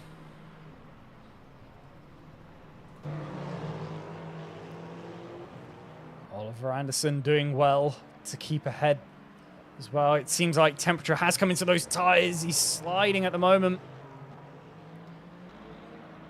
I'm not sure if it's me going insane, but the tyre graphics on the side of that car tells me that he's actually technically on wets, but the graphic says different. It said softs, so I'm probably going to listen to the graphic more than anything. It might just be, again, my eyes and the hue, but I thought softs are supposed to be white. And there is a tint of blue on them. Actually, that might be the Michelin logo. I didn't think about that. So those are probably softs then.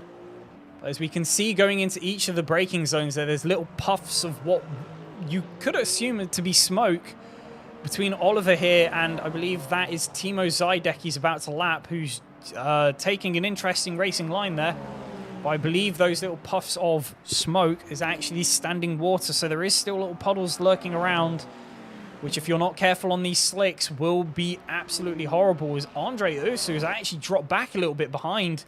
Not sure if that's traffic. Don't see anyone really nearby him there, but he's dropped back to 6 seconds now, though. 4 seconds gap has expanded out, and von Liebenstein, give him the credit he deserves, is currently actually somewhat expanded. I spoke. Damn, cast is curse. As that gap now drops down. But he was doing very, very well to hold that gap between himself Edvards Kezix, who will currently be hunting on the slicks compared to the wets. So von Liebenstein going for arguably a bit of a risky play here with the one-stop strategy. Because at the moment, those tyres will be screaming in heat pain. So goes through Eau Rouge Radion. Still seems to be somewhat in control. Might be a bit of a track cut there, because I do know in this game at least it's the white line that is counted as track limits, not the curb as it is in ACC. So a bit stricter here. But a very, very impressive showing from von Liebenstein. Very impressive showing from most of these drivers at the moment. As these conditions have been absolutely horrible. We have had, as you can see there, 7 DNFs in the hypercar. And then add another 3 on that. So we've had 10 DNFs in this race in total.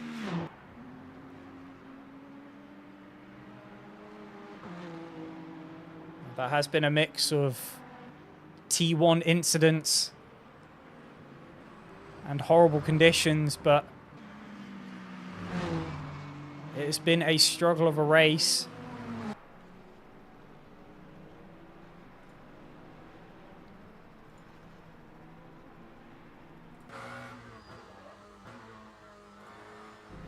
We can hop back now to Edvards, who's currently running the softs. And is bringing that gap down relatively slowly, though, so it's only down to 3 seconds, just dropped below 2. But acceleration out of these zones are going to be crucial on the slicks. There's only one racing line. Not sure how well that's mimicked in this game, but gap dropping very, very nicely in Edvards' favour. Whether he's got enough time, though, as we're nearing 10 minutes left. It's going to be close.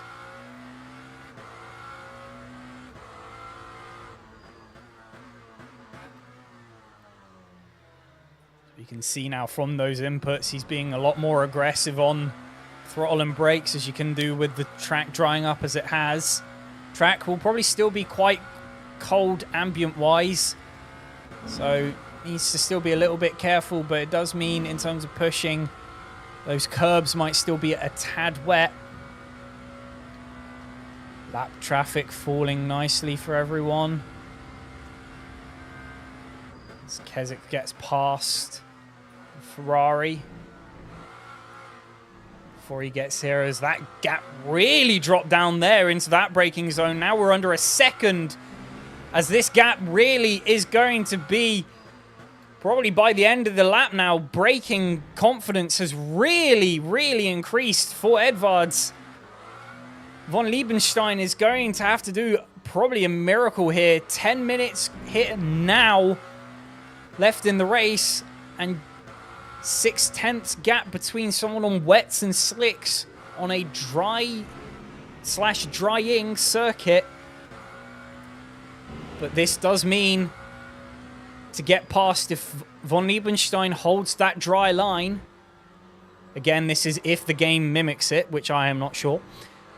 But if that dry line is held by von Liebenstein, getting past on the slicks is going to be one hell of a job. As von Liebenstein goes wide there, traction getting put down, not too well. Kezix is going to have a great opportunity here now. The slicks traction coming out of the corner, as much as he slid, is really still going to play in his favour.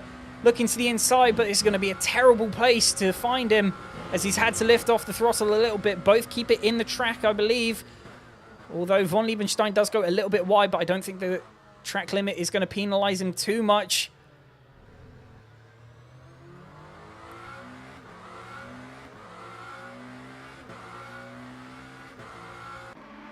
So we come off board.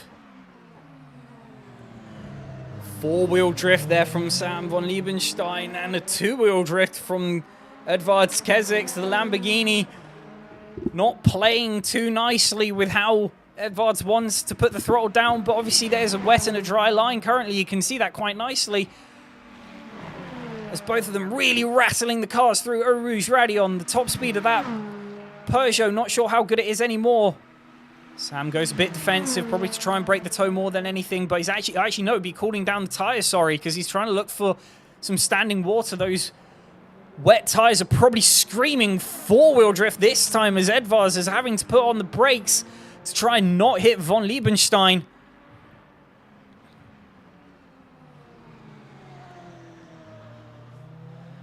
Battle ensuing quite heavily now.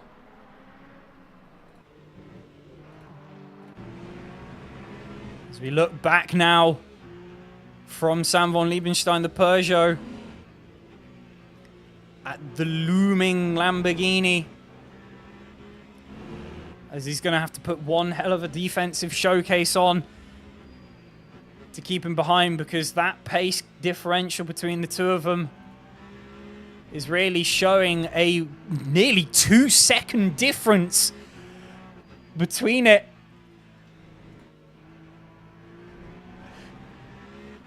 So Samuel going to try and keep the pace going, but I think this run from Kesix is going to prove very, very difficult now, as the gap's coming down and down and down. The Lamborghini's going to look for the inside. There's traffic now as it goes all the way off track to try and let these two fight. But once again, that place he finds the Peugeot is going through the Parabolica, which is a horrible, horrible place to find them. Both cars find relatively good traction. So von Liebenstein hoping he'll be better on the brakes, because those slicks will be nicer on the brakes as well. Goes wide, but the Lamborghini's going to find it on the inside. Traction for the Lamborghini as well is going to be better, as the Lamborghini has gone through. Speed-wise, not sure if it's going to hold there. Sam might be able to go through and do the rude thing in this scenario, is he's now going to have slipstream. And because of those wets, he could probably easily brake offline a lot easier. He looks to the inside. He is going to try and hold it there, but no.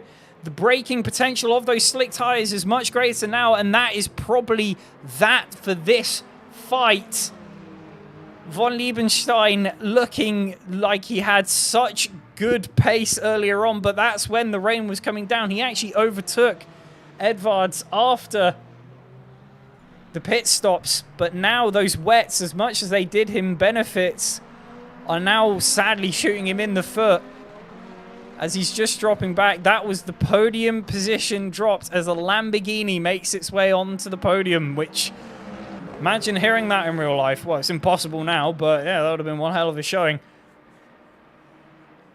LMGT3's being very, very gentlemanly at the moment, going incredibly wide to just allow fights to continue, but just so I don't leave him on a bad note, Sam von Liebenstein, incredible strategy. It just did not fall his way. The weather really, really being the dictator of his race on this. Tried for the one stop, both on wets. At the start, seemed to play amazingly to his strategy. He is going to gain positions, but at the end, I think he might have wanted a bit more. And sadly, I think that was within the strategy, this race probably being more of a two-stopper. But once again, I just want to applaud the showing we've had from him, regardless.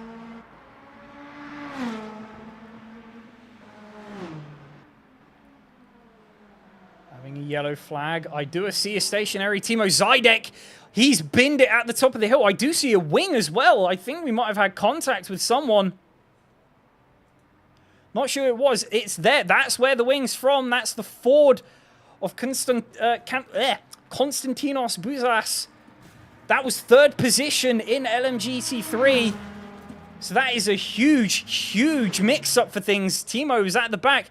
And that's another retirement into the pit lane. I mean, at the end of the day, he had lost his wing, but 3.5 or just gone 4 minutes remaining. That is such an unfortunate way to go. And from the looks of things, they may have came together going up the hill, but that is not a comfortable looking Toyota there. Timo not having a great race himself. Probably coming in with a lot of hope from season 1. But it was just not to be in this race.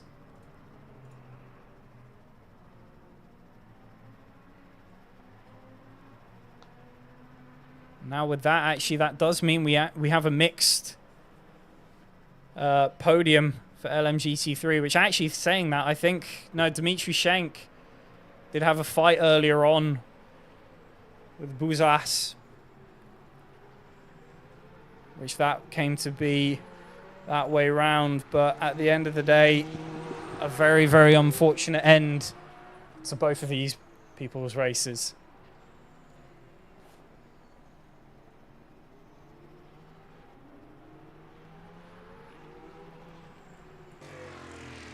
Going back to the front of the field, Oliver Anderson.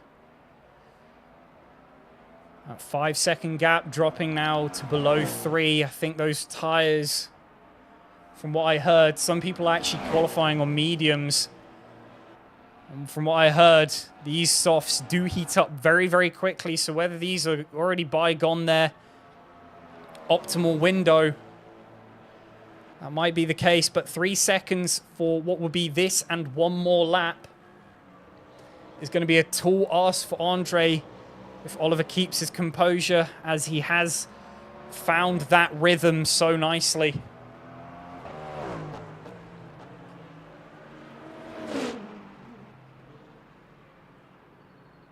But what a race to start the season. So many different strategy calls. So many different fights. Both classes. 11 DNFs.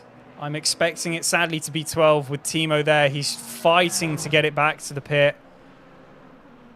Because if he does that, he will not be... Well, not sure how DNFs will be classified at the moment, but Timo possibly going to end up 4 laps down at the end, currently 3. As looking back, actually, something's happened to Edvard Kezik. Something's happened here. It might have gone wide, but von Liebenstein's found his way back through. So the once fight that we thought had ended has come back. This is going to be, once again, a very, very big ask for von Liebenstein being on wets.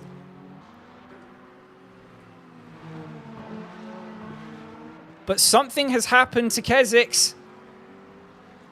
And a lifeline has been given to von Liebenstein, but you can already see the pace difference here. Keziks is not going to mess around there. Von Liebenstein being barged out of the way. Somewhat to see on that, but very interesting. Something happened there. Might have been barged off by one of the lower classes as he gets up on the inside of the McLaren. McLaren goes very wide there. But that something. Saying a lot of something. After that's happened, we'll switch our attention once again to the front runner of Oliver Anderson, who's now on the final lap confirmed with 0 minutes, 0 seconds remaining.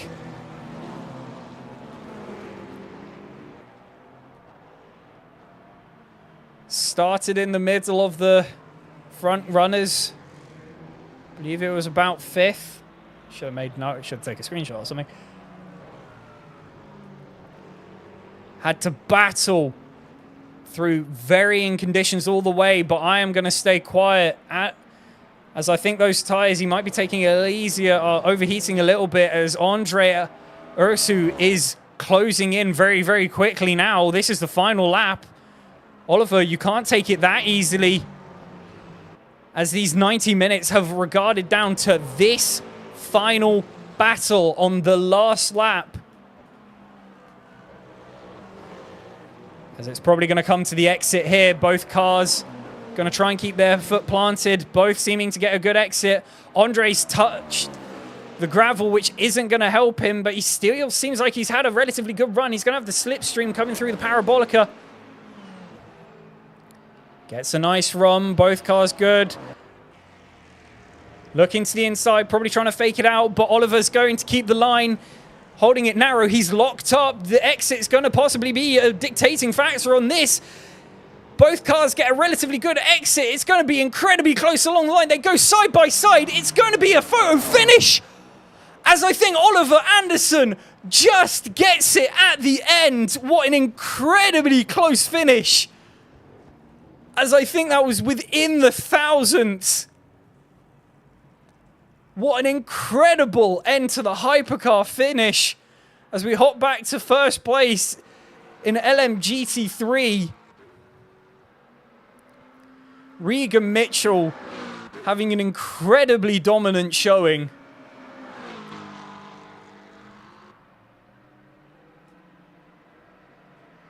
Not much more you can really say. 35 seconds was the delta gap about 40 minutes ago. He's not had to push much, but he's just kept that McLaren ever since getting into first position in check. And he's come forward for a dominant win in LMGT3. So incredibly, incredibly well done from all drivers in these varying conditions.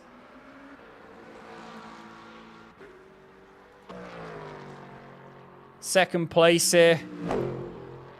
Manuel Reif having the good start as he did. Had a great fight with Regan Mitchell early in the race. Elbows out. Some fighting we love to see, but having a very comfortable second position as Dimitri Schenk in third in the Aston Martin. Has already finished a lap down, technically.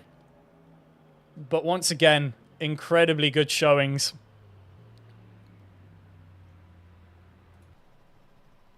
As we are having the final few come over line. Cadillac of Machier Sarge finishing his race. And then we have Nick Vargas just ahead of Partez here.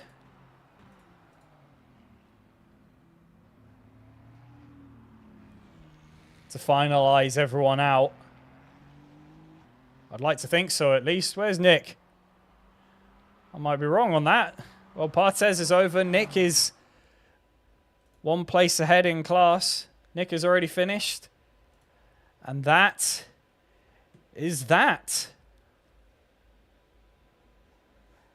So one hell of a race. Dominated in one class, incredibly close in the other. But at the end of the day, it has been one incredible, incredible fight.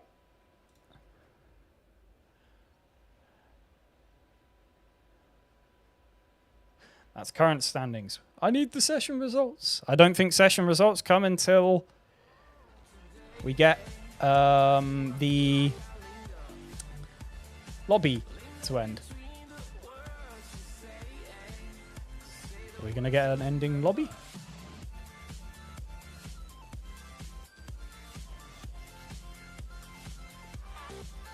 I don't think we are.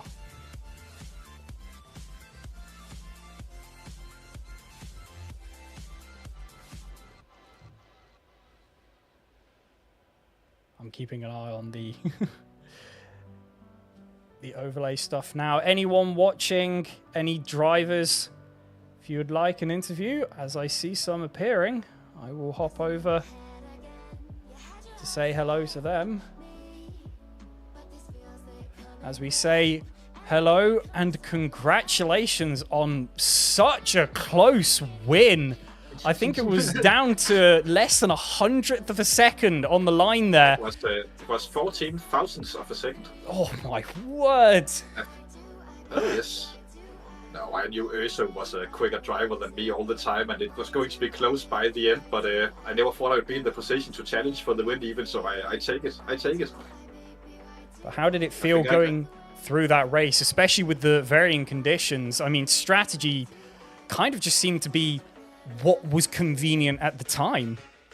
Yeah, well, I started on the soft tires, which I think was in hindsight, was the correct tire to do because it helped me strategy-wise later on. But at the start of the race, I knew as soon as we got started, I should have started on wets at that point. And to be honest, I'm glad that I didn't. As you can see at the end, the other drivers who started on wets had to get that pit stop and take dry tires too early at the end of the rain period. But super difficult to drive hypercars in wet weather conditions. Especially when you catch up to other drivers and have to overtake in the conditions you are into a rhythm and then it gets broken up. I had a massive battle with the Lambo in the rain, to be honest. That was great fun.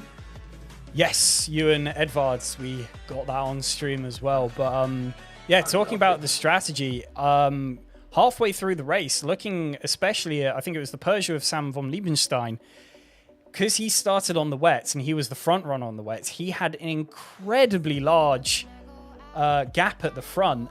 What was your mind when I guess you could see that he was so far ahead? Going for the one stop at that point at least seemed to be the play, but in hindsight, like you say, I thought a word that I can't say on stream. I knew that was one of the guys that I would have liked to be battling with throughout the race. That goes for Timo Sodek, who unfortunately crashed out, and then he was also on the starting on the wet strategy. So I thought that was some not so good situation. Yeah, Sam not finishing on the. Yeah, Sam not finishing on the podium in the end as well. He had a fight with the same Lamborghini you had the fight with at the end. Yeah, great Lambo actually. I think he was surprisingly fun driving against in the rain. We didn't have any contact. It was a good fight. Yeah. We had a little bit of contact on lap 1 into a Lake Com that gave a little bit of a. It did give me damage on the car, but it didn't really matter to the car. It didn't feel different. But that mental thing when you can see the car is damaged on the MFD. That plays in a lot in the hypercars because you are so scared every time you go into a route from that point on. And yeah, by the end, a good strategy made the day. First winner, first time I did F up a strategy on the LMU in league racing, so I'm quite pleased with that. Very much so, and especially talking about one final thing I wanted to talk about was choice of car. So this time round, compared to Season 1, there is a lot more variety of cars, and I do think that's partial due to some changes within them. But how was the Cadillac going through everything? Much worse. I think after the last Bob came out, the hierarchy at the minute are the Ferrari and the Toyota are the by far best cars with the Peugeot behind, and then Porsche comes in, and then it's a little bit of a scuffle there between the rest of the LMDH cars. So I would say the Cadillac is in the less good category at the minute, but I drove the Cadillac last season. I'm driving it this season. I love that American sound. Yeah. Exactly. That's the only reason to drive it. That's why I started driving the car, and that's why I'm keeping with it. It's not the easiest car to drive, and it's not the fastest, not the best in braking. It's not the best at anything really anymore. It used to be really quick before the pop, but now it's just the sound. I don't think I could have done better than any other car, to be honest, but well, it is we'll never know. We'll never know. Exactly. But yes. Any last words before I bring in the LMGT3 winner? Congrats to everyone who participated in the race. I feel like it was very clean out there on track, and everyone, especially one of the back marks, I can't remember the name of him, but he did really well of getting out the way. I think he finished 6th or 7th or something like that. BMW driver at least. That was pretty awesome. Oh, Bruno Ribeiro. Yeah, exactly. Yeah. He was a true lad out there. Maybe a little bit too safe on letting us hypercars go through an awesome time by himself, but it was a great experience for me to have someone like that. So, and thank you for the stream and commentary, of course.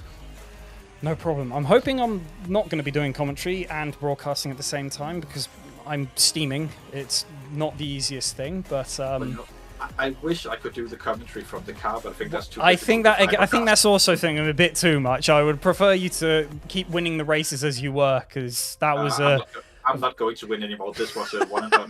I think I'm going to retire now. But you mastered the conditions, and congratulations once again, Oliver Anderson. As I will now swap you over for Regan Mitchell. How are we doing, Regan? Congratulations on such a dominant win in LMGT3. Hello, thank you. Yeah, it was all right. It was all right. How did it feel going through the varying conditions, and especially with the hypercars whizzing around you? Yeah, I was not ready for the rain at all. I first started, I went to the grid on medium tyres, didn't realise it was raining, had to exit out, put it back in the garage and put wet tyres on. And yeah, I had a pretty messy start. I just wasn't ready for the rain at all. It made dealing with the hypercars a little bit easier because it normalised the cornering speed somewhat, so like no one would be whizzing past you mid-corner. They would always like get a run and get you on corner exit. So yeah, not too bad. I mean, at the start, like you mentioned, because you had to do that early pit stop with the swap and everything, you had to fight back through the LMGT3 class a little bit, and the fight you had with the Ford of Manuel Rife. How did that go? Because the elbows very much came out. It was a bit messy for me, to be honest. I wasn't just comfortable with how I was driving yet, so made a few mistakes. I kind of messed up a few opportunities, but ended up getting it cleanly. So Fair enough. And one final thing is the strategy-wise of things. We just spoke to Oliver with the strategy on his side, and he kind of played it as it went. Now, obviously, you had the bit of the hiccup with the tyres at the start, but again, did that feel like it was, in hindsight, possibly the better move, because it then meant you had the two-stop, and when the track started to dry up, you could then go back onto slicks, which I don't think you did, actually. We couldn't tell the graphics for overlay stuff, and this at the moment for LMGT3 is broken, so I can't tell you. But I guess take us through the strategy. So what it was, it stopped raining. The track was extremely wet. It was horrible. But it stopped raining about 5 laps before fuel ran out. Oh. So the track was drying, but not very fast. The decision was, you go to mediums, knowing the track's eventually going to dry, but you have to drive it on wets for a bit, like on the wet track for a bit, or do you just keep your wets on? I had a fair amount of gap by that point, so I took the safe option and kept the wets on. And yeah, I guess lack of sun, cold temperature, it still wasn't dry by the end, so going on to mediums would have killed a race. I mean, you had the gap to begin with. I think you had a 35-second gap at the end, and that was the gap you managed to pull about 40 minutes left on the timer into the race. So halfway through, actually. So as much as you were having a bit of a dominant time, you kind of had swings and roundabouts, but at the end of the day, you had such a strong showing. I mean, looking forward in the championship, we haven't really had much of an idea of what the other drivers are like. What are you going to be doing going forward, depending? I would assume tracks are going to be a bit drier, weather's probably going to be more consistent. How are you going to tackle the competition going forwards now?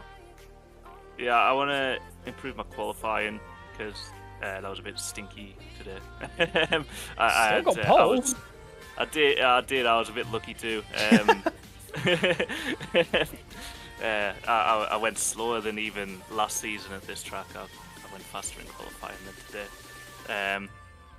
But yeah, so if I can improve that, I feel like I should be all right. I'm better in just the dry than the mixed conditions, I think. So yeah, looking forward.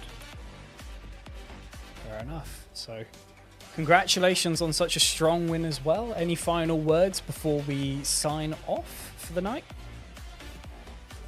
Nope. Fair enough. Make it clean and simple.